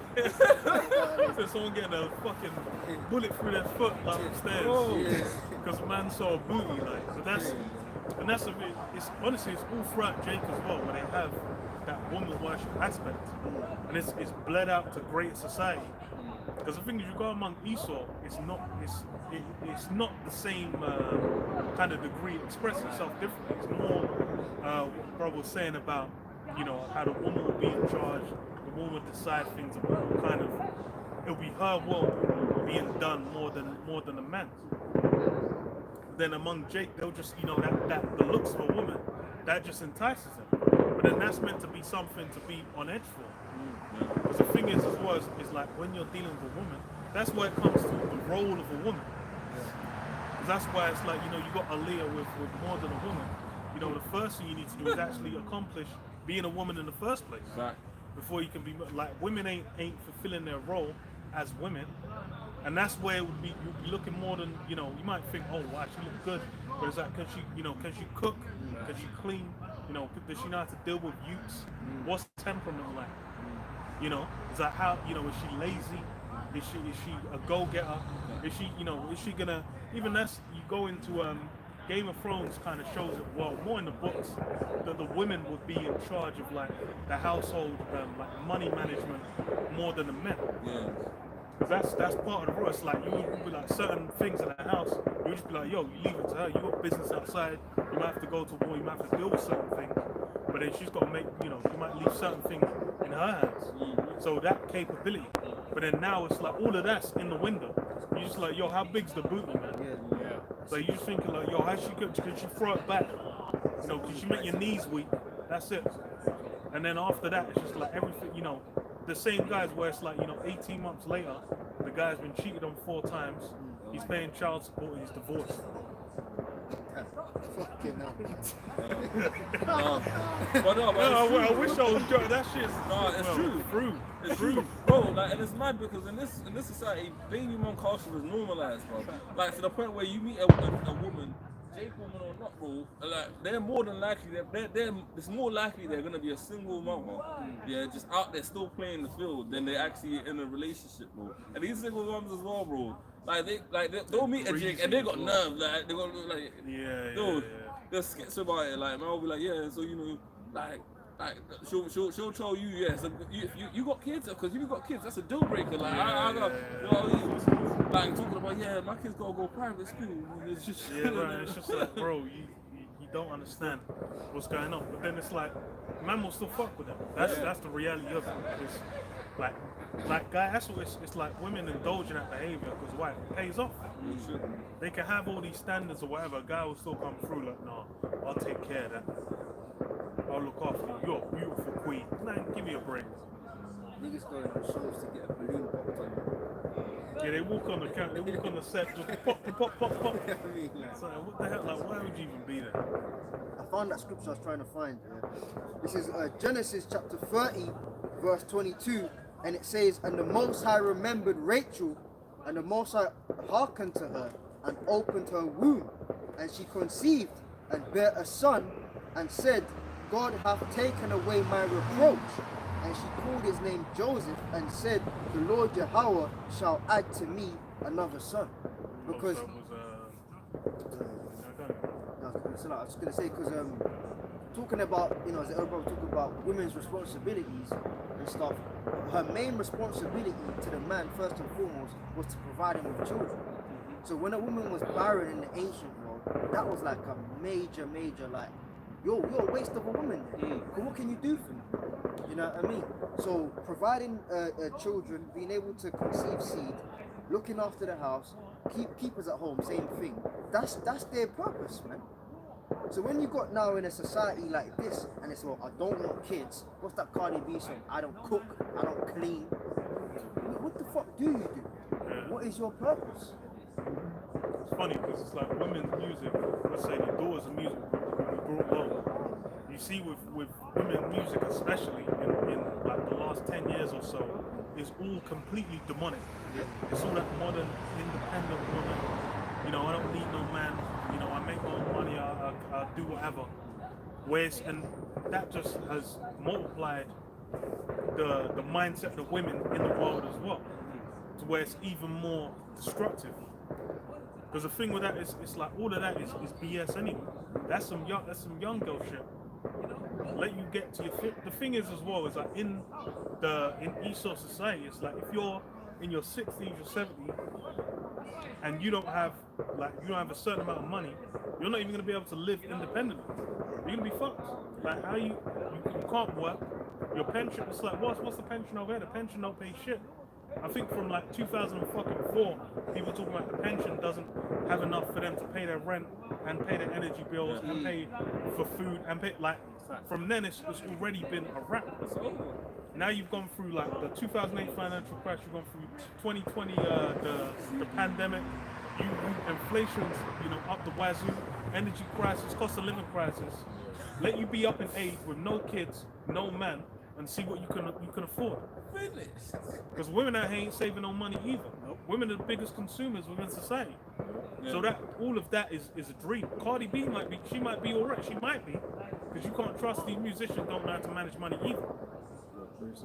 But then what? That's why it's like, you get up in age, you could be all kinds of fruit. This is Ecclesiasticus 10, and verse 1. A wise judge will instruct his people, and the government of a prudent man is well ordered. As the judge of the people is himself, so are his officers. And what manner of man the ruler of the city is, such are all they that dwell therein. An unwise king destroyeth his people, but through the prudence of them which are in authority, the city shall be inhabited. The power of the earth is in the hand of the Lord, and in due time he will set over it one that is profitable. Yeah, it's like with order, with ruling, like setting things in order. There's a certain approach you're meant to have, and that's why you can observe it. Because that's the thing. It's like you have little small examples you can point to in society where it's like they might be like, okay, they put a certain person in charge, and they took like three generations of rulers over them. I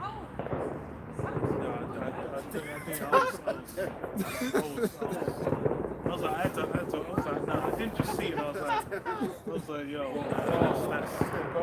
Yo, that threw me man all the way up. I was like, I saw the head and I was like, what's I ain't even Halloween, bro. Wow, I'm so happy I didn't see that, bro. It's a blessing. But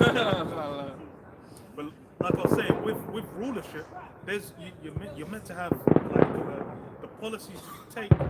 Those things will be reflected in what it will be reflected in the people. And then within this society now, and the thing is this is a concept that people kind of don't even acknowledge or accept. They think it's just like, it just by chance certain things like just shake out a certain way, or just you can't really like measure. No, but it's like because certain things, because of how the leaders are, that has basically had a detrimental effect on everyone underneath. The policies they put in of foment a certain mind. It's like since you put in like the whole free love act, the post-20s sexual liberation, what's it called, the contraceptives and whatnot, the ease of access to these things, and abortion as well, that's then reflected down on society through generations. To where it's like now we're multiple generations in, then you can see, there's been a knock-on effect from allowing women to basically have sex with impunity, to now where it's like, okay, so now it makes sense why women have a certain kind of mindset, why women, and it's even with like letting women get into the workplace. The way that started was with World War II. World War II was the first one in America where they pushed it in a big way, because the men were all off the war, they needed production to continue, so they put women in the workplace. Then they were like, hold on, we got all these women we can be making money off. So they completely destroyed the structure of the household to make money. And then what's that, generation down, you can see now. You have women all up in the government, women all up in very particular parts of certain roles within society. They're not on oil rigs, they're not in cleaning sewers, they're not garbage men. That's why they're still called garbage. They're not garbage persons, they're garbage men.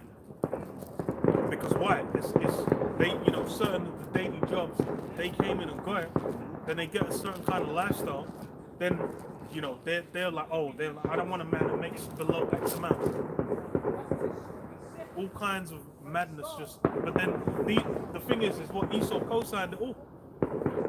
Esau's the one who basically has a means to be, you have the whole, repeal the 19th Amendment, talking about, take women's ability to vote away. If Esau wanted women back in, back how they were 100 years ago, he can make it happen. You just be like, okay, let's pass laws, we're doing it, we're going back. That will happen in no time. That's why you have things like, what's the story, The Handmaid's Tale, where it's basically about women going back to that role. So it's Esau that's co-signed all this chaos we're in the midst of. People talk about, oh, you know, the nature of women, blah. The scriptures accounts for the nature of women. We have laws in place. That's why we have talk about, you know, rape earlier. We have laws that account for the nature. That's why you even have was it the not town of shelter? Is it town of shelter or where it's like if you kill someone by accident? Yeah, I know you're talking There's a about. particular word. It's not shelter. It's I'll find it. yeah, because it will basically be a town where it's like you might kill someone by accident. Even that's accounted for. Where it'll just be like, okay, well, oh, you kill that guy by accident. Okay, flee to the town of, I can't remember. It's like you flee out there. City of Refuge. City of refuge. You know, you go to a city of refuge. Why? So you basically don't have to, because they're gonna be like, yo, you killed our blah blah. They're gonna want revenge. Even if they know it was like an accident or whatever, they might just be like, yo, go to the city of refuge to cover for that. Because these are things of a matter of you know, human nature, as they call it, where that's being accounted for. And that's what a lot of people in the modern age, they're trying to pretend that people don't have these inclinations, which is what, you know, jealousy is the rage of a man. That's something that's not accounted for. Where it would just be like, oh, like, yeah, he walked in on his you know, woman with another guy and he beat this guy to death. I'm like, well, it's like, what do you expect? what was his reaction meant to be otherwise? But that's, you know, it's why. So chaos can, you know, increase because it's to his benefit. Status 2 of verse 3, the aged women likewise, that they be in behavior as becometh holiness, not false accusers, not given to much wine. These aged women, man, they be giving these younger bitches the worst advice. Don't get with the first one you see. Play the field, you know. What the hell, man? I actually, one demon, man. I was in the house and her mum actually said that to her. You know, well, you know, she might cheat on you, but she gonna come back. I said, what the fuck is going on, man? Some yardy bitch, man. It's like, yeah, he's Popular cool. scoffer. Yeah. Man, you see, you got the head of the other way. And, Yeah, it's like, no ways. Couldn't know what's going on. What a genius. yeah, but it's like these older women be giving the worst advice, man. You know? What's going on? Confused. This is Yeah, read, man, read. Status 2 and 3, the aged women likewise, that they be in behavior as becometh holiness, not false accusers, not given to much wine, teachers of good things, that they may teach the young women to be sober, to love their husbands, to love their children, to be discreet, chaste, keepers at home, good, obedient to their own husbands, that the word of the Most High be not blasphemed. Yeah, there's you know, a certain nature that you know, they're meant to train women within. They're meant to have them, give them the mindset, so they have a certain approach to their role in the household. Yeah.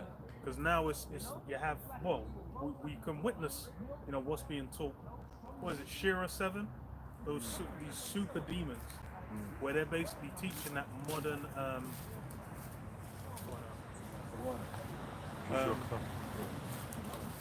they're teaching all that modern you know, feminist approach to dating and whatnot, where it's all about, you know, money, about, you know, their own satisfaction, pleasing their own selves, which, you know, doing that, then it's you bring the end result is, you know, you're gonna be alone and broke. But then there is, you know, when you're being raised in that way, you can't see what the end result is. That's kind of the nature of youth, where you kind of have that hubris where you might think, oh, I'll be able to do X, Y, Z. But then when you know, you might have someone trying to give you lessons, and when you're young, you might not really hear it. Like, you just kind of like, well, I guess I just did it. But then it's like through the process of time, you kind of see like over time, like, oh, okay, now I see what a man was saying. It kind of makes more sense. And that's the thing is for the women, that role as well. They're meant to have these things, you know, presented to them.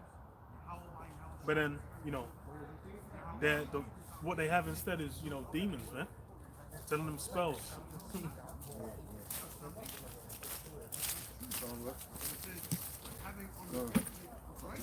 This is Micah, chapter 7 and verse 9. Sorry, and verse 10. Then she that is mine enemy shall see it, and shame shall cover her, which said unto me, where is the Lord thy power? Mine eyes shall behold her. Now shall she be trodden down as the mire of the streets. Yeah, that's going to be the end result. Because that's the thing is with, you know, with these different circumstances, the reality of it is there's going to be, you know, a cost at the end. There's going to be a certain payment or a certain result. And then we deal with, you know, for women, they've got a particular role to play. Within society now, they've basically been elevated to where that same role doesn't even need to be, you know, fulfilled or acknowledged. They ain't even looking at it like, oh, okay, you know, it's something they need to do. But then when it comes back to, to judgment taking place, then all those things are going to come in. Because, brother said it earlier, the women will be saved in childbearing. That's the role. The woman basically saved by playing that womanly role, which is what she was meant to. And then it's just basically it's all going to go back to, you know, the way things were in the ancient world. Those same roles being played out. And that's going to become a reality. Right now, people are thinking, you know, you mention it, people be like, oh, that's crazy. It's like, why would women ever blah, blah, blah. And then looking at how things are in the modern day, you think, well, carnally looking at it, you might just think like, yeah, how could that come to pass? But that's the thing is like, let a moment of crisis, well, good examples you look at is Afghanistan. Yep. The second the US military left, bro, the Afghanistan mowed over, man. All them female groups, all them women, whatever. Bro, women, it's like, women, what did they say like last week or the week before? They made it illegal for women to talk to each other. That's a reality. It's like, you know, people are talking about like it's mystical. You know, let there be, you know, a huge shift like that. It'll, in no time flat, you know, every woman had to get the hijab on, every woman. It's even Iran as well. You have pictures of like Iran in like the 50s, where it's like you had women in bikinis, you had men. It was just like the West. But then you had the Shah Revolution or whatever it was in I think the 70s, like early 70s. It might be late 50s, I can't remember. Then after that, they made it a theocratic state, where it was a nation under Islam. Then from then it was all done. You have women rebelling to this day, trying to, you know, get the ability to not have to wear the hijab. But you know, that's what can they do? And that's the reality of it. It's like by the reason women are, you know, past the man is white. Esau's co-signed it. That's why they have to come over here to the Western land to get away with it, because they know when they go back home, they're under manners, man. You know, they dare not. You see them walking up and down, they dare not act like that. Back where they're from, you get their hand chopped off and public lashes in an instant. That's what I remember one girl I used to work with. She was Algerian. She was like, I don't like going home to Algeria because I have to like wear the hijab and have to behave a certain way. And yeah, of course, you're born over here. Of course, you don't want to go back. That's the reality. But then, you know, what's it going to come down to? It's going to come to you. I got a precept. Isaiah 4:1. And in that day, 7 women shall take hold of one man, saying, we will eat our own bread and wear our own apparel. Only let us be called by thy name to take away our reproach. These women are going to go back into that servitude, man, because really and truly, the only reason they behave like this in the West is because Edomite men have created systems whereby they can ultimately, man, gather abroad, man. But when, at the end of the day, the world that we live in operates this way because men in wickedness have created pathways for women to just operate in wickedness, man. But in Afghan, like we've been saying, like ultimately speaking, as soon as the American military left and there was no opposing force, the men of that local men of that region took back control, and those women couldn't fight back. There was no wonder that Amazonian concept was null and void. None of them could fight back against that and try to say, no, we're standing up for the sisters and we're going to continue. Even I think in Iran recently, there was even some woman like that was in the hijab, some student, and she was basically protesting about the hijab, so she just got stripped in her underwear, and you got crazy women talking about, oh yes sister, I'm with her, oh yeah, we need to expedite, we need to go in there and save her from them Iranians over there, and then pretty much, man, what all that it was that like they literally marched her off into an asylum, and literally she ain't been seen or heard from since. Yeah. People were saying it's an international incident. Yeah. Yep. This is Isaiah 32 and verse 2. And a man a hiding place from the wind, and a covert from the tempest, as rivers of water in a dry place, as the shadow of a great rock in a weary land. Yeah, because shit's going back to that medieval shit, man. You know what I'm saying? These cities, they're built for the convenience of women. You know, everything's up the road, everything's round the corner. It's, you know what I mean? We're talking about it. Certain towns, yeah, it's like when the sun goes down, good luck. You didn't do what you had to do during the day, that's you till tomorrow, man. So we're going into a time of hell where these women gonna realize that boss bitch shit ain't gonna work out. You know, I can do it all by myself. You know, whatever he can do, I can do it better. No, they're going to realize that a man is going to be a hiding place, man. Read that again. Isaiah 32, verse 2. And a man shall be as an hiding place from the wind, as and a covert from the tempest. So the wind and the tempest are the troubles that's going to come out. That's why we just read that 7 women are going to take hold, which is a complete set. They're going to take hold of 1 man. Because they're going to realize we need help out here. You see, this world pushes the illusion that if anything, it's the man that needs the woman. In reality, it's the woman that needs the man. You know? And that's always how it's been.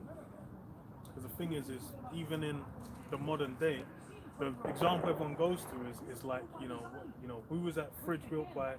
Who's that sofa built by? Right. You know, who's the building built by? Who got that electricity for you? Put together the Wi-Fi router so you can even get you know Wi-Fi to your phone. Like what? All these things it's like built by men. It's like so even go to nail salons, man. I see dudes up in there doing nails. I was like, what's going on?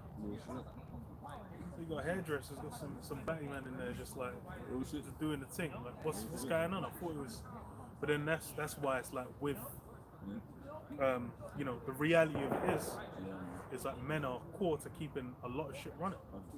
Well, even yesterday I was working in like around central London way, and then I see this fucking whore, this Jake woman, basically in whorish attire. Basically ran out of like she ran past where I was working at, and then she basically had been groped up in some club that she was in because she was dressed provocatively, and then I'm getting her phone stolen, and then the bitch is there crying and shit, like basically like running up a set of stairs like with her whole moon showing. Man, I'm like making mockery of her, and she's bawling, losing her mind, bro. Should have just stayed yourself at home, bro. And just found yourself a husband. Why the fuck are you out on a fucking Friday night being a skank, bro? But this is the shit that goes on, man.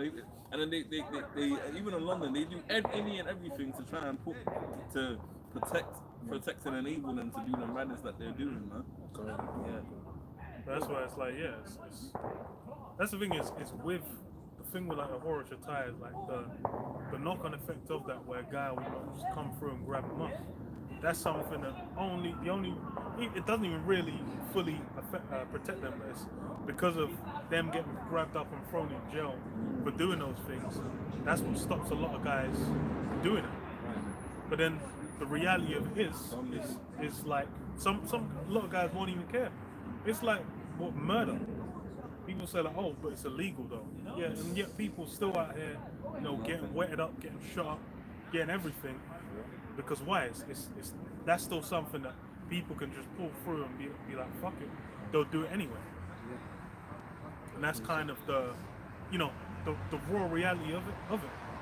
It's like it's a pretend reality that we put over real reality, where it's kind of like, you know, women can go out. It's like in certain circumstances, sure. But you gotta be careful. You just get Sarah Everard. It was like, you know, the police officer that was meant to be protecting her was the same one that did her in, man.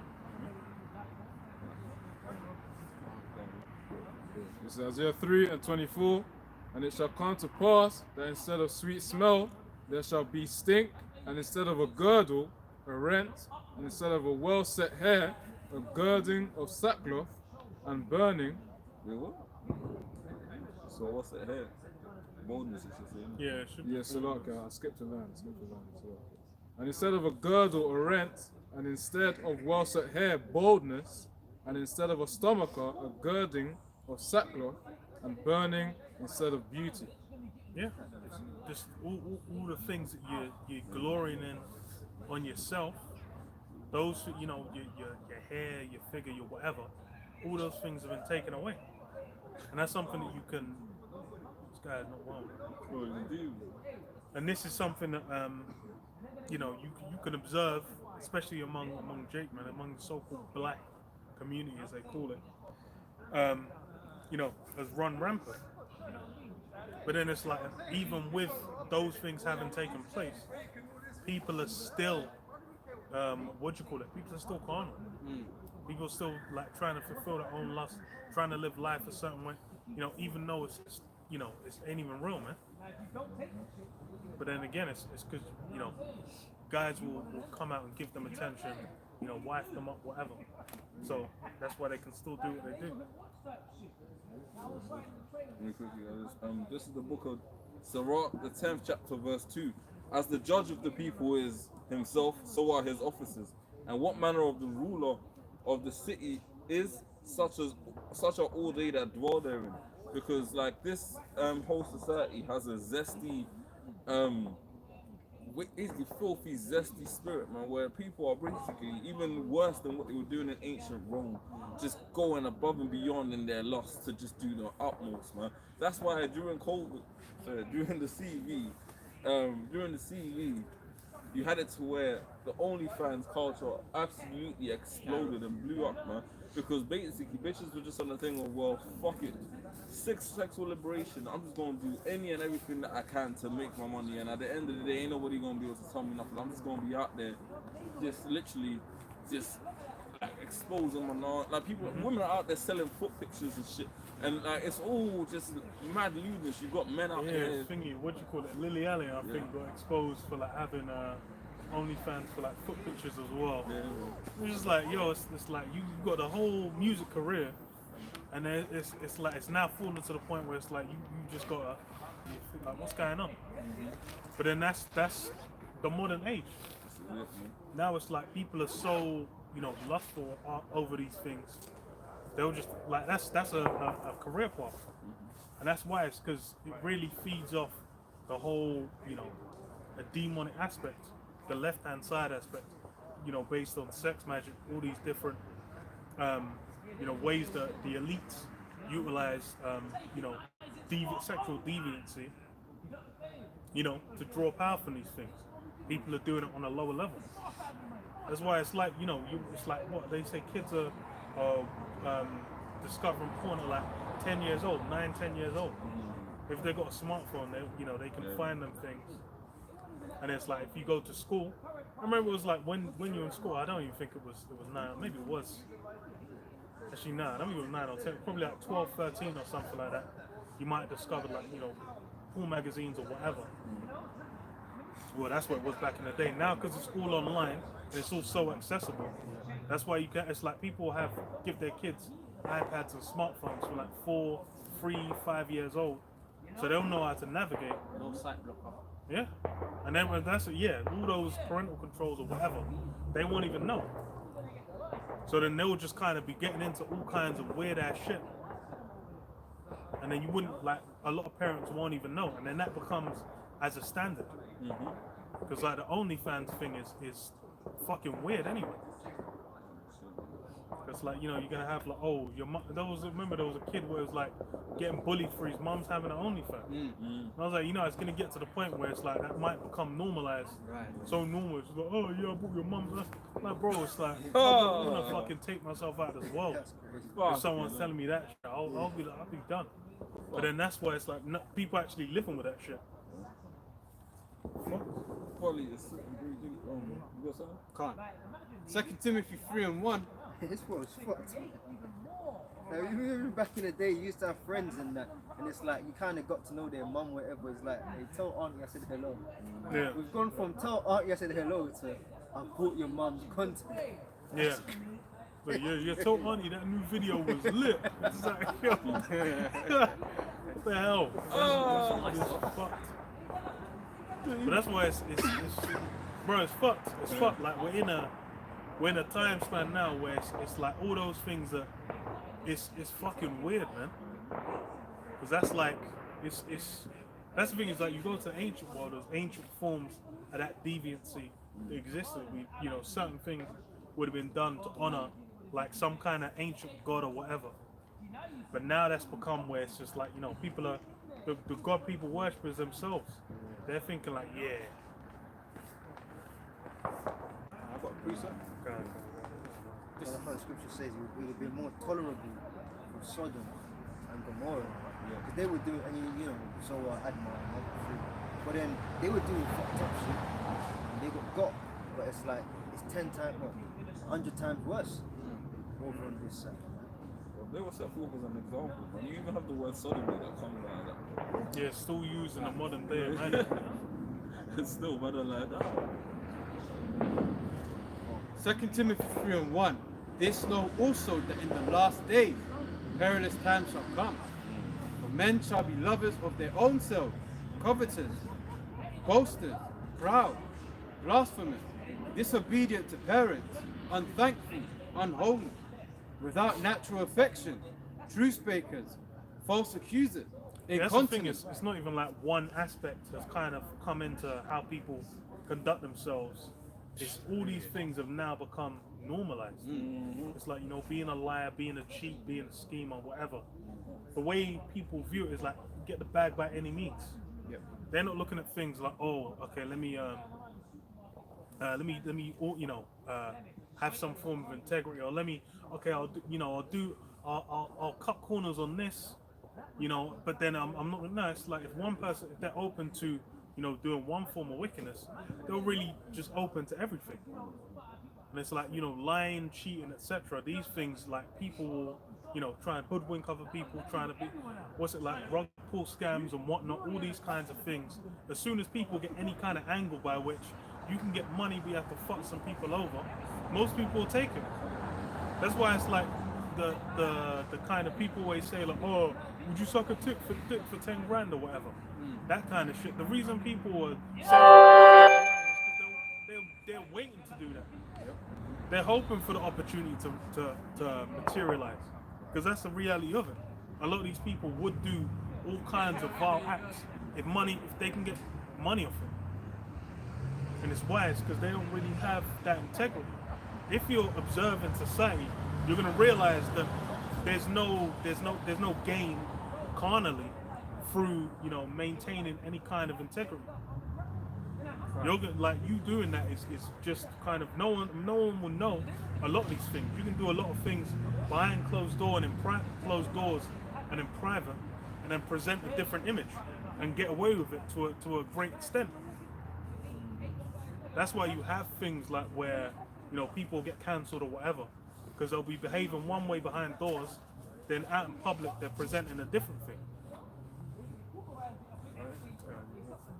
Reading on, in 2 Timothy 3:3, without natural affection, truce breakers, false accusers, incontinent, fierce, despisers of those that are good, traitors. Yeah, even with that, because what is it, Wisdom of Solomon 2, talking about Esau, talking about Jacob, saying he's clean contrary to our doings. They despite why? Because as far as for Jake, they even if they're in the world doing madness, they'll still have a certain degree of trying to conduct themselves in a somewhat righteous manner. They'll have certain aspects of it. They might, be like, oh, bombati man or whatever, say certain things or have certain actions they kind of have. But then that will be enough for Esau to still be like, oh, I can't deal with this guy. And then for us, especially, even more so, because we're basically highlighting all the shortcomings of Esau, of these elites, of these people in the society now. That's another aspect of what has people upset. They'll hear, what man is saying. It's like, these Christians are talking about, I'm saved, blah blah blah. So why is it so irksome what we're saying, what we're presenting? It says, what was that? Verse 4, traitors, heady, high-minded, lovers of pleasures more than lovers of the Most High, having a form of godliness. That's that hedonistic lifestyle. Right. Lovers of pleasures more than the Most High. That's why, like, when you the whole gritting your teeth thing, is because it's like we're showing you an alternative, but a righteous alternative. Right. But it's against the pleasures of this world. Because the pleasures of this world is wicked, man. Straight up. There ain't nothing wrong with pleasures per se, but the pleasures this world involves itself in is fucking wicked. Like we was talking about it earlier, man. Ain't nothing wrong with working out. But then you got people basically going up in the gym naked. But that's what it means, gymnos anyway. You know what I mean? You in that sauna, how you doing, buddy? Now, how you doing is a bit shaky, bro. You know what I mean? But it's fruity, man. They don't come back to make friends in the sauna. You know what I mean, bro? You go for a swim and he's like, what lap you on? Yeah, they're just like, bro, tell me when I'm done with my exercise, bro. Literally. But it's the hedonistic, dirty shit of this world that thrives, man. That's why you have like the down low. Yeah. You have a lot. That's why guys will be like, how you doing? Yeah. There'll be these places become unofficial meeting spots. There's even like there was like, I remember a guy told me there was like forums online where you can kind of, there's certain train stations where you go, and then like men's toilets, and then like Batty man can link up on that. That was a big thing. So I remember like I found out about it before the pandemic, and I was like, this is a madness, like. And then that's, a lot of these people get down with that. But then that's why they'll kind of be, just like, oh, how are you? All that, because they're kind of trying to entice you. And then some people will do it for money. I remember they'll say, and that's like where, it's like doing one vile act, you're open to others. I remember they said like, male porn stars were saying like, oh, they get paid like multiple times more for doing gay scenes than doing straight scenes. And then some of them would just be like, well, they're not gay, but then they'll just do the gay scene. I'm like, bro, it's yeah. I was like, you keep telling yourself that, bro. Right. But then they'll do that because why? It's for them. It's the money. They're already just like, well, what's that? There's no not even value. There's no kind of value system. There's no difference for them between doing it with men or doing it with women. They're just like, well, I get paid for both, I get whatever. But then that's why it's because they don't know the scriptures. For the love of money is the root of all evil. Wow.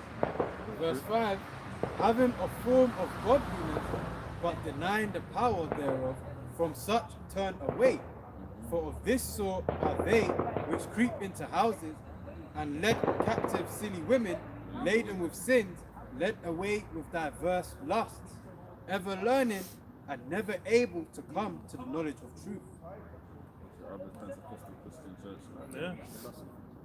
And then you find a lot of these churches, there's all kinds of adulterous behavior going on, all kinds of madness going on, where it might be like, oh, the daughter or the sister or whatever, you just kind of, the pastor's been doing X, Y, Z, all kinds of confusion in the midst.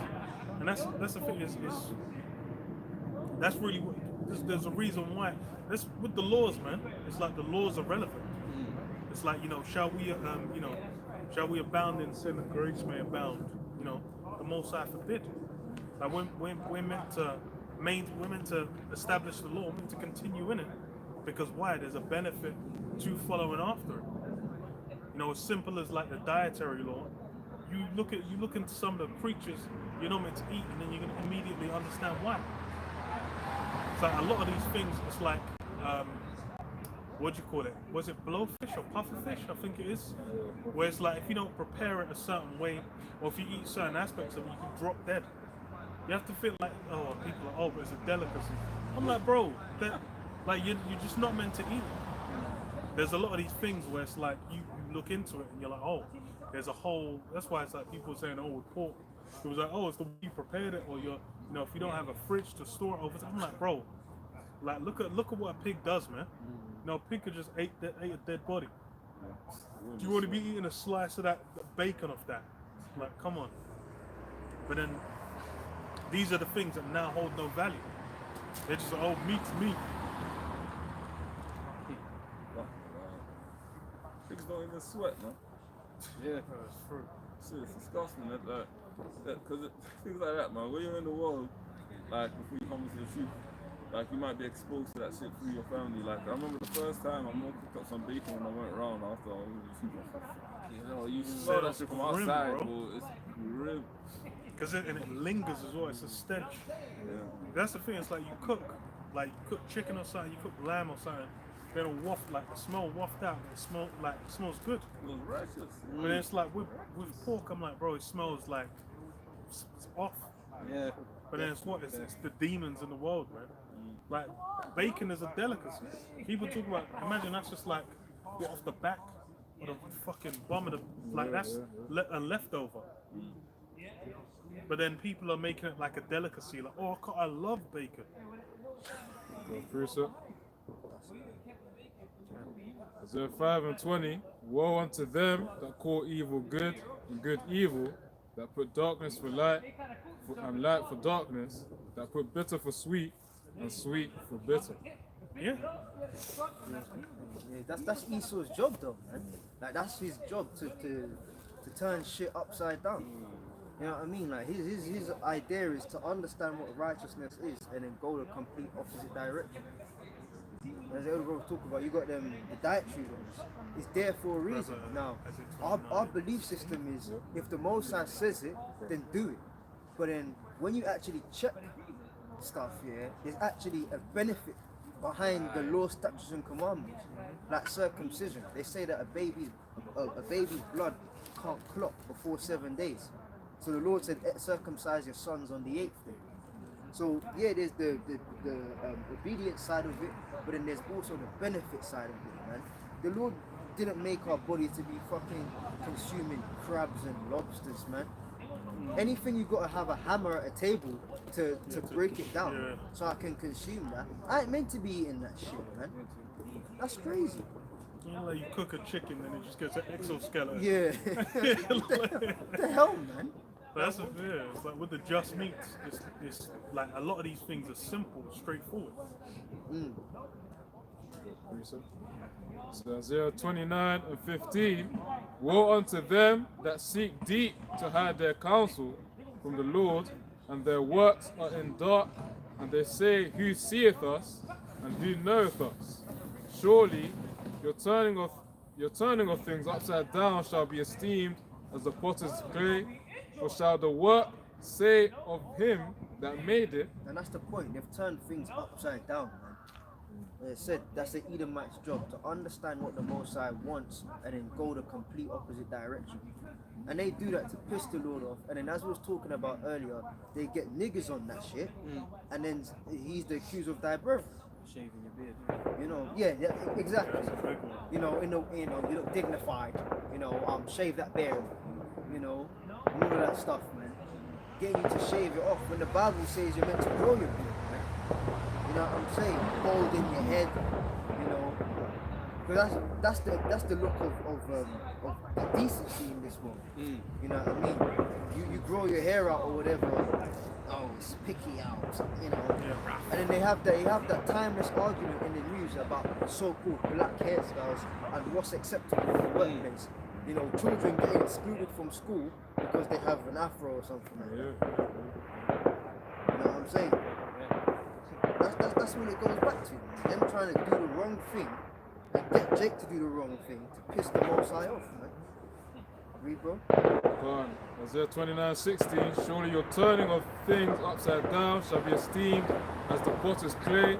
For shall the work say of him that made it, he made me not, or shall the Even thing the frame? times, man. The Bible say that the day starts in the evening. Then here it is. Oh, yeah, I was thinking about it. 12 o'clock, midnight.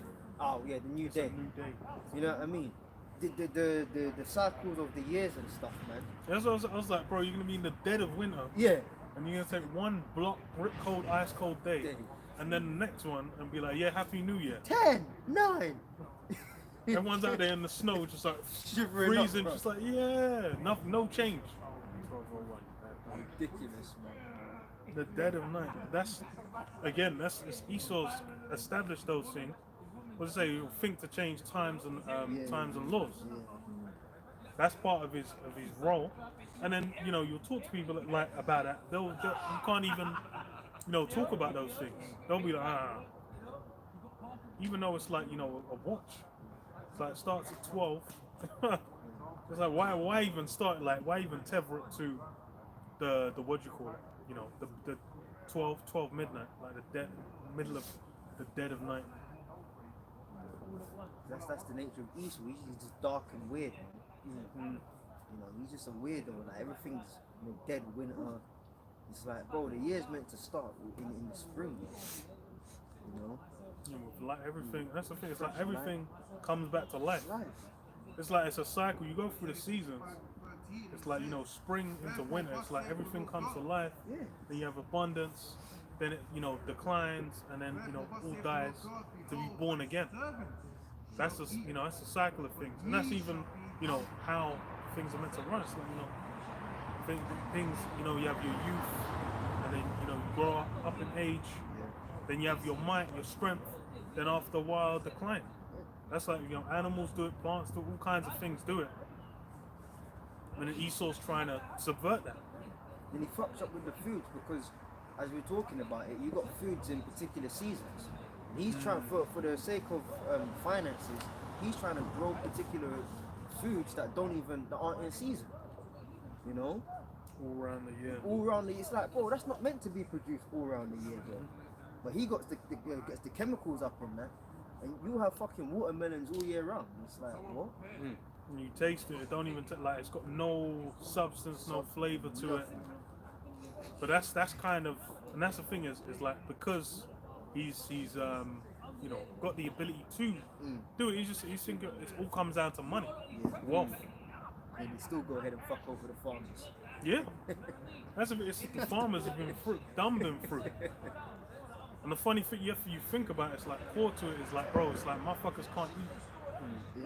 Because everything's become, globalized. Globalization, that's the term. Because of globalization, you can fly like dirt cheap grain from one region, or dirt cheap chickens from here, or dirt cheap this from here, and then fly over. And then be like, okay, yeah, we don't need to grow rice. Because we can get dirt cheap rice from here. We don't need to grow this. All they grow in Britain, it's like they have farms, but then it's not anywhere near the level to which, if delivery stopped, it could feed the whole country. And that's like the vast majority of like staple parts of the diet. To where it's like you think about it in like it makes no sense. But then that's kind of just how it's why, because money. They're like, why are we gonna why are we gonna pay extra for something we can get dirt cheap? So, this is Daniel 4, verse 17. This matter is by the decree of the watchers and the demand by the word of the holy ones, to the intent that the living may know that the Most High ruleth in the kingdom of men, and giveth it to whomsoever he will, and setteth up over it the basis of men. Yeah, so ultimately the Lord put this devil in power for a set time. And it's like, as much as you want to believe otherwise, Esau, you're not going to go past your bounds. And you want to, and it's a commendable thought, but it's just not going to happen, bro. You know what I mean? Like, it's just not going to happen. But he set up over it the basis of men. And you've proven with a dumbass rulership that you are the basis of men. Like, bro, who creates systems where you pollute your own water? Okay? No other nation going back in Earth's history did that shit. Okay? Who creates systems where you inconvenience your own agriculture? No other people did that on the level you did that. Man. Who creates systems where you actively kill people through the air and food? And yourself. It's not like they just harm you. I don't like him over there, so I'm gonna fuck him up. In the process, you're fucking yourself. You are dumb. But guess what? The Most High set you up, man. You know, for a time period. And guess what? This is also a lesson onto us, Lord willing, of the hope for the elect. This is a lesson of how not to rule the earth. You know, because we're gonna rule in righteousness with Yahweh Shai, man. But guess what? This is a lesson of how not to do things. You know, you talk about masterclass sessions. You know, you have a masterclass in whatever genre of whatever, man. You know, come to my master. This is a masterclass of how to fuck up. You wanna fuck? I'll show you how to fuck up. That's Esau. Esau's the ultimate fuck up, man. So we've experienced a life where it's like, no, this is not how to live. Because under him, you get sick, you get depressed, you know, the food's not good, you know, everything's out of order. People don't know that we was talking about it. People don't know their societal roles. You know, the families are messed up. Everything's just fucked out here. So, at the hand of the devil, where's that scripture that says, the devil, which is that sword? Oh yeah, The wicked, which is Isaiah 10. yeah, let's get that, man. Yep. This is Isaiah 10. And oh no, not that one. Because that's what it is, man. This is the Lord. Show them what you can do. You know. This is Psalm 17 and 13. Arise, O Lord, disappoint him, cast him down, deliver my soul from the wicked, which is thy sword. Yeah. So this guy's the wicked, man. Esau is the wicked that the Bible speaks of. He's the sword of the Lord, man. You know, he be fucking shit up because that's what his job is to do. Simple as. We ain't gonna come out here and try to sugarcoat. Oh no, he has his part to play. And he has his part to play. But at the end of the day, he's the wicked. How about that? That's as far as it goes, man. Esau is the wicked, which is the sword of the Lord, man. To give you a masterclass on how not to do things. Jeremiah 49 and 7. Concerning Edom, thus saith the Lord, Yahweh Shem Yahshua of hosts, is wisdom no more in Taman, his counsel, Teman. And that's talking about them Germans, you know. You know, them Germans, they were the smartest of the Edomites, right? Because you got, just like in all nations, you got different tribes and sects and that. You know, they were the brains of the brainy side of Esau. You know, and look at engineering, man. You know, they dominated that shit. You know, so the Lord gave them the smarts like that. Go on. So his wisdom no more in Teman. Yeah. His counsel perished from the prudent. Is their wisdom vanished? Flee ye, turn back, dwell deep, O inhabitants of Dedan, for I will bring the calamity of Esau upon him, the time that I will visit him. Yeah, so the Lord is gonna visit you Edomites. And that's what you're trying to escape. That's why you're getting into this transhumanism thing. You know, you've been drinking blood, we know about that. You know, what was that guy that just died, the Rothschild? Like he had like 8 heart transplants. Jacob Rothschild? No, it's David? No, No, David. not David, not David. Can't remember. Evelyn. No. Was it Evelyn? Well, Evelyn. Evelyn, he died as well. But it was, I think, let's see. He had like 9 heart transplants. What's going on, bro? You know when you're clutching at life, bro, like, I'm not going. Bro, you come on, man. You know what I'm saying? But they're getting into all these things because they're on the pursuit for everlasting. Jacob. Yes, it was Jacob Rothschild. Okay, Jacob Rothschild. You know, that's that pursuit. You know that the movie Pursuit of Happiness. Esau's on the pursuit for life, bro. Man's trying to live forever, and it's like no, Right. that's not what's gonna happen. read that verse again, bro. Yeah. Jeremiah 49:7. Concerning Edom, thus saith the Lord of hosts, his wisdom no more in Teman, his counsel perished from the prudent, is their wisdom vanished. Flee ye, turn back, dwell deep, O inhabitants of the dawn, for I will bring their calamity of Esau upon him, the time that I will visit him. Yeah, so your calamities are upon you, man. And you know that. That's why they're trying to speed the NWO up, man. Because them motherfuckers are dying. You know, you had, what's it, Philip went. And these are like your people just underneath your Rothschilds, the puppets to them. You know, Philip went, then Lizzie went, you know. These people that, you know, Evelyn went. They've been waiting. They've been waiting for it. It's like, they're realizing like, oh shit, you know, we kind of need to speed shit up, man. But that all feeds into biblical prophecy anyway. You got that? This is Revelation 12:12. It says, therefore rejoice ye heavens, and ye that dwell in them. Woe to the inhabitants of the earth and of the sea, for the devil is come down unto you having great wrath, because he knoweth that he hath but a short time. And he knows he has a short time because look, man, these guys read the Bible, they know what's going on, man. They see us out there, they're like, oh shit, how do these niggas know what time it is, man? That's one of their biggest like things that racks their brain, because they've invested billions, yeah, to hide who the real Israelites are. Right. But still it's come out. So that's one thing that's still got them scratching their head to this day, man. How do these people know that they're the Israelites? Amongst other things, man. You know? How do you know that?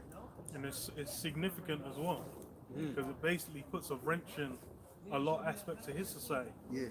To where you then think like, oh wait, this is the wicked's rulership. Because because the thing is you know, the so-called chosen, they're meant to now's meant to be the time where it's you know, everything's flourishing. You know, then you realize, hold on, you got into the prophecies. You're like, this don't make no sense. See, they say that the prophecies, man, the prophecies, because it's like they're trying to force the prophecies to work in their favor, but then what they see on the flip side, that the prophecies are happening smoothly according to thus saith the Lord in our favor. So that's the, oh shit, we're running out of time. Because when you read the scriptures about the people going back to the land, there's a plethora of things that also happen with that. There should be no more wars. Yeah. So what's But going no on? one should be even able to make war. Yeah. So what's going on? You know? So David's meant to be there. Yeah. Who's David? So everyone's meant to know. It's like, yo, the Lord's meant to be here. It's like, what's going on? What's the kingdom of heaven? Where's your Howard Shire? Where's all the nations flocking to you to learn the scriptures? Yeah. Where's all of that? So it's being exposed, man. Who's who and what's what. And that's why I'm trying to forward your agenda to see if we can, you know, clutch onto it. And it all goes back to the birthright, man. You know, him weeping bitterly. And that's the same thing that you're doing today. Your desperate attempts at everlasting life is just you weeping bitterly. Have you not one blessing for me? Damn devils, man. Go on, bro. This is, let me just bring this out because it's on point, bro. Sure. This is Hebrews 12:16. Lest there be any fornicator or profane person as Esau, who for one morsel of meat sold his birthright. For ye know how that afterward. Yeah, profane means outside of the temple, man. This guy was never born, he was never made to be in the truth, man. Like we brought that scripture out earlier, you know, from the womb. Yeah. You know, they go full speaking lies, man. He was never created like to be involved in truth. So he's a profane individual. Right. And his own nation that came out of Esau, they were just wicked, man. Go on. Verse 17. For ye know how that afterward. No, read the last bit of 16. Hebrews 12, the last bit of Hebrews 12:16. I'm out. Lest there be any fornicator or profane person as Esau, who for one morsel of meat sold his birthright. And that shows you that the guy has no integrity, man. You know what I mean? Like that's an in the moment kind of dude. You gotta think of the magnitude of a birthright. A birthright ain't just yeah, I get another one. No, that's a big thing, man. You know, because setting up your whole life, your basically. whole life. He forfeited that for one morsel of meat. You know, God. For ye know how that afterward, when he would have inherited the blessing, he was rejected. For he found no place of repentance, though he sought it carefully with tears. And it was never for him anyway. The Lord Right. is just dramatic. You know what I'm saying? Like, it was always going to be for Jacob. Man. But the Lord just had it play out that way. That it could have been Esau's, but it wasn't. You know what I mean? That's how Yahweh gets down. It makes the storyline interesting. But it just shows you that, you know, read what's that last part of the verse? What did it say? It came up my head. It said, though he sought it carefully Yeah, with though tears. he's carefully with tears, man. And to this day, everything he's done is strategically to be like, yeah, they're them niggas. They're them spicks. They're them Indians. It's all strategic. Whatever the industry, I don't care what it is. It all goes back to we're on top and you're beneath. Right. You know, the scriptures speak about he's inquired a diligent search. This guy, like, don't look at the average Edomite up the road and think that's how they all are. These people have, as I keep saying, they've invested a lot. They've done a lot of research, and they know the end. The elites know the end. They know that someone has to come out on top. They know the accounts in the scriptures. Jacob's hand held first the heel of Esau. They know these things. So they're really, what they're trying to do is go against the scriptures and flip the script, and in the hopes that they would overtake the Most High. That's why the scripture says, who sitteth in the seat of God as he were God. His whole mission is basically, I'm going to overtake Yahweh. I'm going to be God. And in the process, I'm going to make the real Israelites slaves, and we're going to have the birthright.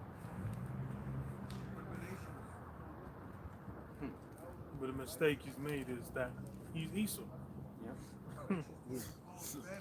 Like, he's already set to his role set.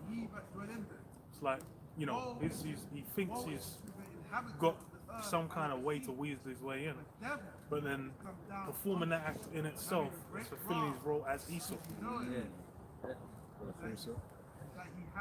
So Isaiah 14 and 14, actually from verse 13, for thou hast said in thine heart, I will ascend into heaven, I will exalt my throne above the stars of the Most High, I will sit also upon the mount of the congregation in the sides of the north, I will ascend above the heights of the clouds, I will be like the Most High. Yeah, one thinks he can take the role of the Most High. He's trying to fulfill his own prophecy that he's established for himself. But what's the reality of it is, we're seeing, if this guy was able to rule, then what? There'll be no flesh left to be saved. Like, we're living in the example of why this guy can't have the rule. Because this, what he's trying to accomplish. Meanwhile, it's like now it's people don't want to have sex anyway. It's like people won't even be around, man. You got kids getting depressed at like 13 because they're going on Instagram, man, and getting bugged out. You got animals where they're depressed and they don't want to have no sex. What the hell is going on? Like, nature in itself is just dying, man. You got shit so polluted. Like, animal fish will just jump out of the water and just let me just die here, man. Whales beaching themselves. Huh? This is Romans 8 and 21. Because the creature itself also shall be delivered from the bondage of corruption into the glorious liberty of the children of the Most High. For we know that the whole creation groaneth and travaileth in pain together until now. And not only they, but ourselves also, which have the first fruits of the Spirit, even we ourselves groan within ourselves, waiting for the adoption, to wit, the redemption of our body. Yeah, we're stuck in these chains of darkness.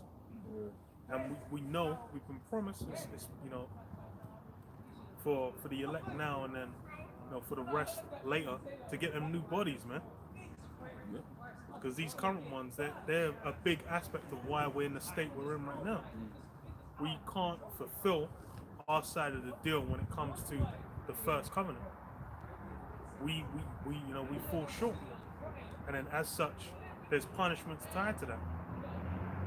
And then part of that aspect is what Esau having the power over us, which is why we're now here having to suffer through.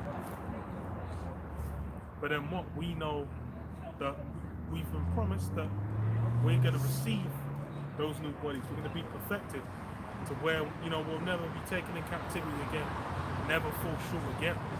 That's the beauty. Because that's the thing, it's like that's why you would think like, how is it you got atheists in the land currently, but they're meant to fulfill prophecy? That don't make no sense. They're meant to be the chosen people that be like, yeah, God don't exist. That don't even make no sense. But that's why it's this current world, it's everything they're trying to accomplish, it's all gonna fall short. They're not even gonna be able to fulfill what they desire. Yes, sir. This is Jeremiah 51, verse 7. Babylon hath been a golden cup in the Lord's hand, that made all the earth drunken. The nations have drunken of her wine, therefore the nations are mad. Babylon, Everyone's all drunk on the same juice. It really stems from Esau. It's Esau's philosophy, Esau's mindset. But that's been exported. It was the same thing in Rome. Everyone was desirous of that position as a Roman citizen. They were all up in there wanting to, get the goodies, the lifestyle and whatnot. And then it's the same thing now. People think about, being British or American or whatever. You got people coming over, doing ops on Mandem to get their green card. Being like, yeah, oh, I love you. What's that show? Thingy, 30 Day Fiance or whatever, 90 Day Fiance. Where it's like you see, it's a lot of these American guys where it's like women just coming over, thinking like, oh, fuck Russia, I need to get a green card by any means necessary. And that's why, it's because they're basically indoctrinating. They're following. Everyone's wandering after them. They're talking about feminism in India. God. verse 8. Babylon is suddenly fallen and destroyed. Howl for her, take balm for her pain. If so be, she may be healed. And yet we can, it's evident to witness. This place is in a decline. Because you go to the statue, you go to the beast, you have one that rises and then falls. Then the next one rises up and then falls. There was rulership set in a certain order where one person would have the fatness of earth, then they will come out of power, then the next person will be set up. And now we're in what? The end, the feet and the 10 toes. Yep. Where they have a particular kind of, means of how they're going to rule. And then what, within that, now it's in its decline. Because why? What's going to be the end of it? The stone basically cast on them will become a mountain, the kingdom of heaven. So that's why it's like, there's a bounds that's been set. Esau's role is what? It's basically to be an example. Like was being mentioned, they're an example of exactly what not to do with the rule. When we're in the kingdom, we can just feel like, how should we deal with this? Just don't do what Esau did. That's going to be a good go-to. Because you can see within it, it's even within Esau's system, there'll be things where they're saying like, oh yes, this is definitely blah blah blah. Then 10 years, it's like, what's smoking? They'll say, oh, smoking's good for you actually. Then afterwards, oh, actually, no, it's, gives you cancer, kills you. So like this is who this is who you're dealing with. That's why the scripture says that in the kingdom, our gates will be continually open. Because these nations. This man is even genetically modifying animals, which is another thing as well. But he's doing experiments. There's studies where Esau's done experiments on squids. Bro. He's gone into the ocean and started electrocuting squids and doing all sorts of different shit. Like all shit that would only come to Edomite, Right. and in terms of how to deal with animals, like animals in the depths of the ocean, he has no reason to go nearby, but somehow you find like an Edomite fucking with him because this man is just the devil, man. It's in his nature. You agree, sir? This is Daniel 2:21. It says, and he changeth the times and the seasons, he removeth kings and setteth up kings, he giveth wisdom unto the wise and knowledge to them that know understanding. Verse 22, he revealeth the deep and secret things, he knoweth what is in darkness, and the light dwelleth with him. Yeah, that's what Esau wished he had, man. Because the reason why he's going to these depths, he's exploring everything, is so he can try and build his own form of wisdom, knowledge, and understanding. But that's the thing. Through the Holy Spirit, that's how we get tapped into these things. But then it's Esau's really trying to create some form of artificial, machine AI amalgamation to supplement and fulfill the same role. But that's the reality is he's limited, man. A limit's been put on it. This guy is like the depths of the ocean. Still, he still don't know what's going on down there. This guy is going down. It's like that's why you have situations like what was it the Titan capsule thing, the one where the man went down to The Titanic. to the Titanic. I can't remember what the I think they thing was. literally called it. It was Titan. I think it was Titan or something. Yeah, the little thing they went in where that shit got completely decimated. And that's is why, because Esau has a desire to kind of have domination over these things, but that's not the role he's been given, man. This is Job 14:5. Seeing his days are determined, the number of his months are with thee. Thou hast appointed his bounds that he cannot pass. Yeah, he's had a limit set on it. When you go into like these different TV shows and movies, they'll have movies about the Star Trek and whatnot, where they're thousands of years in the future and have colonized thousands and hundreds of planets, and they're out in space and they've solved energy and they've solved. These are things that are the lust of Esau's heart. A lot of these things you come back to by the end of World War II, they were thinking like, oh, we've finally brought humanity together. We've got the United Nations and whatnot. We're gonna make everyone come together and work towards blah. They were thinking that there was gonna be some super shit going on. But lo and behold, what's the reality of it is they really kind of peaked going into like the late 60s and 70s. That's where it's like even people within Esau's own society will realize that was kind of the high point, and it's been a decline. They got them clips as well of like asking people in the 60s and 70s, what do you think it will be like in the 2000s? And like, I suppose they'd be flying cars. And it was like, There was a limit set. Because and again, it comes back to prophecy. Because what do they need? It's like, especially with computing. When you start with computers, like World War II, they were having those computers where there was a whole room with the vacuum tubes and it would print out like a little sheet with holes in it. Then you'd have to put this another sheet with holes in it to get to do something. But then what? You go through like 30, 40 years later, then you're getting like desktop PCs, laptops. Then like another 20 years after that, then you're getting iPads and iPhones, all these things where it's basically slimmed down. That technology needs to develop for what? For prophecy. Because you need what? The RFID. That's the technology that needs to be developed, which now we're seeing. Then a lot of it's like with silicone chips, which is what they use to do like all microchips. Now they basically hit the size of how small they can get is limited because of how close the circuits can be without the elements to like separate the different circuits. So it's hit a limit on how small it can get, where they might be able to like inch out a little bit by like stacking them or organizing them in a particular kind of way. But then it's hit a hard limit, and they're kind of looking for ways around it But then it was like there was a period of time where it was like every 6 years or saying it was like everything would double in price. And now that's something that's waned. I think there was a name for it, something's law, where they talk about power being doubled like every certain amount of years. Yeah, I can't. I'll have to look it up. But then that's why it's you know, all that technology. Where you know, where's it end up? Now we're into where you have it, where you can do implantable, you know, RFID, and then that makes you well, what was it for? It was for the sake of prophecy. Even with you know, set thy nest among the stars.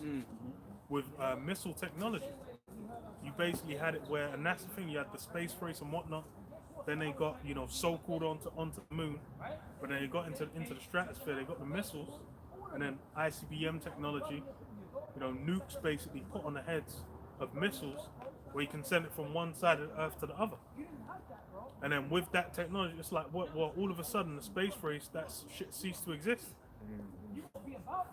These men were meant to be out here like, okay, you know, Russians, but then all of a sudden there's just like, until the 2010s, no one was thinking about going up into space for shit. They had the International Space Station. They were shooting up, like satellites and whatnot. But then other than that, it was forgotten. Because why? There was a role for that technology to fulfill. And that's why it's like after they hit, what they need to do is spin a decline. So Isaiah 19:3, and the spirit of Egypt shall fail in the midst thereof, and I will destroy the counsel thereof, and they shall seek to the idols, and to the charmers, and to them that have familiar spirits, and to the wizards. And the Egyptians will I give over into the hand of a cruel lord, and fierce king shall rule over them, saith the Lord and the Lord of hosts. And the key part was in verse 3. I'll read it again. So, Isaiah 19:3, and the spirit of Egypt shall fail in the midst thereof, and I will destroy the counsel thereof, and they shall seek to the idols, and to the charmers, and to them that have familiar spirits, and to the wizards. Yeah, they're basically gonna, you know, go back to all those ancient customs they trusted in. But then what? It's not gonna have the response they want. Just like Egypt had its little time to run, where it was affluent, where it was doing well. But then what? As soon as the Lord came against it, the Spirit came against it, then that shit all came to an end. You had Moses basically, you know, Moses and Aaron come and outdo all the little miracles they were trying to do. Because why? They, you know, the little thing they got through the left-hand side, that had its time, and then it came to an end. So now with that technology as well that Esau's got, he's able to achieve and do certain things through it. But then what? It's all waning. You kind of had where there was that point in time where they're like, wow, we're going to be able to do with anything. Everyone was kind of more, you know, enticed by like, wow, you can talk to people around the world and blah, blah, blah. But then what? Now it's all like, people are talking about all the negative impacts of using all these technologies.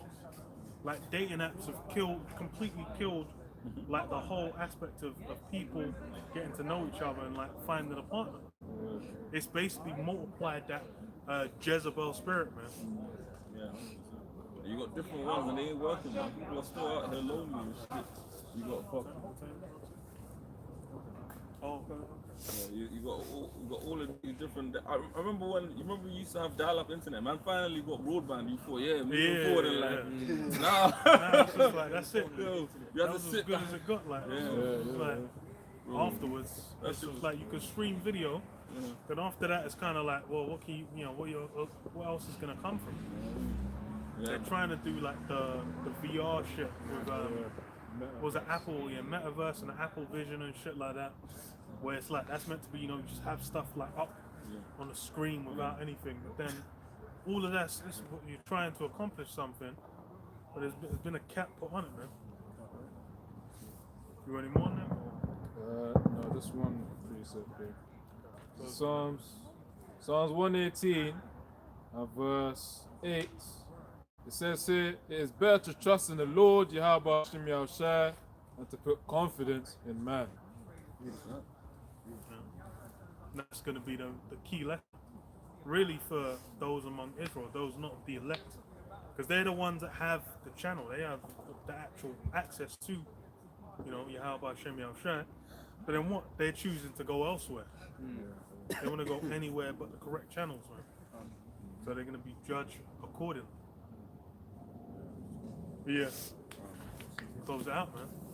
Say all praises to Yahweh. Yahweh, Hashem, Hashem, Yahushai, Hashem, Ruach Kodash. I want to say, Shalom. Shalom. Shalom. Shalom.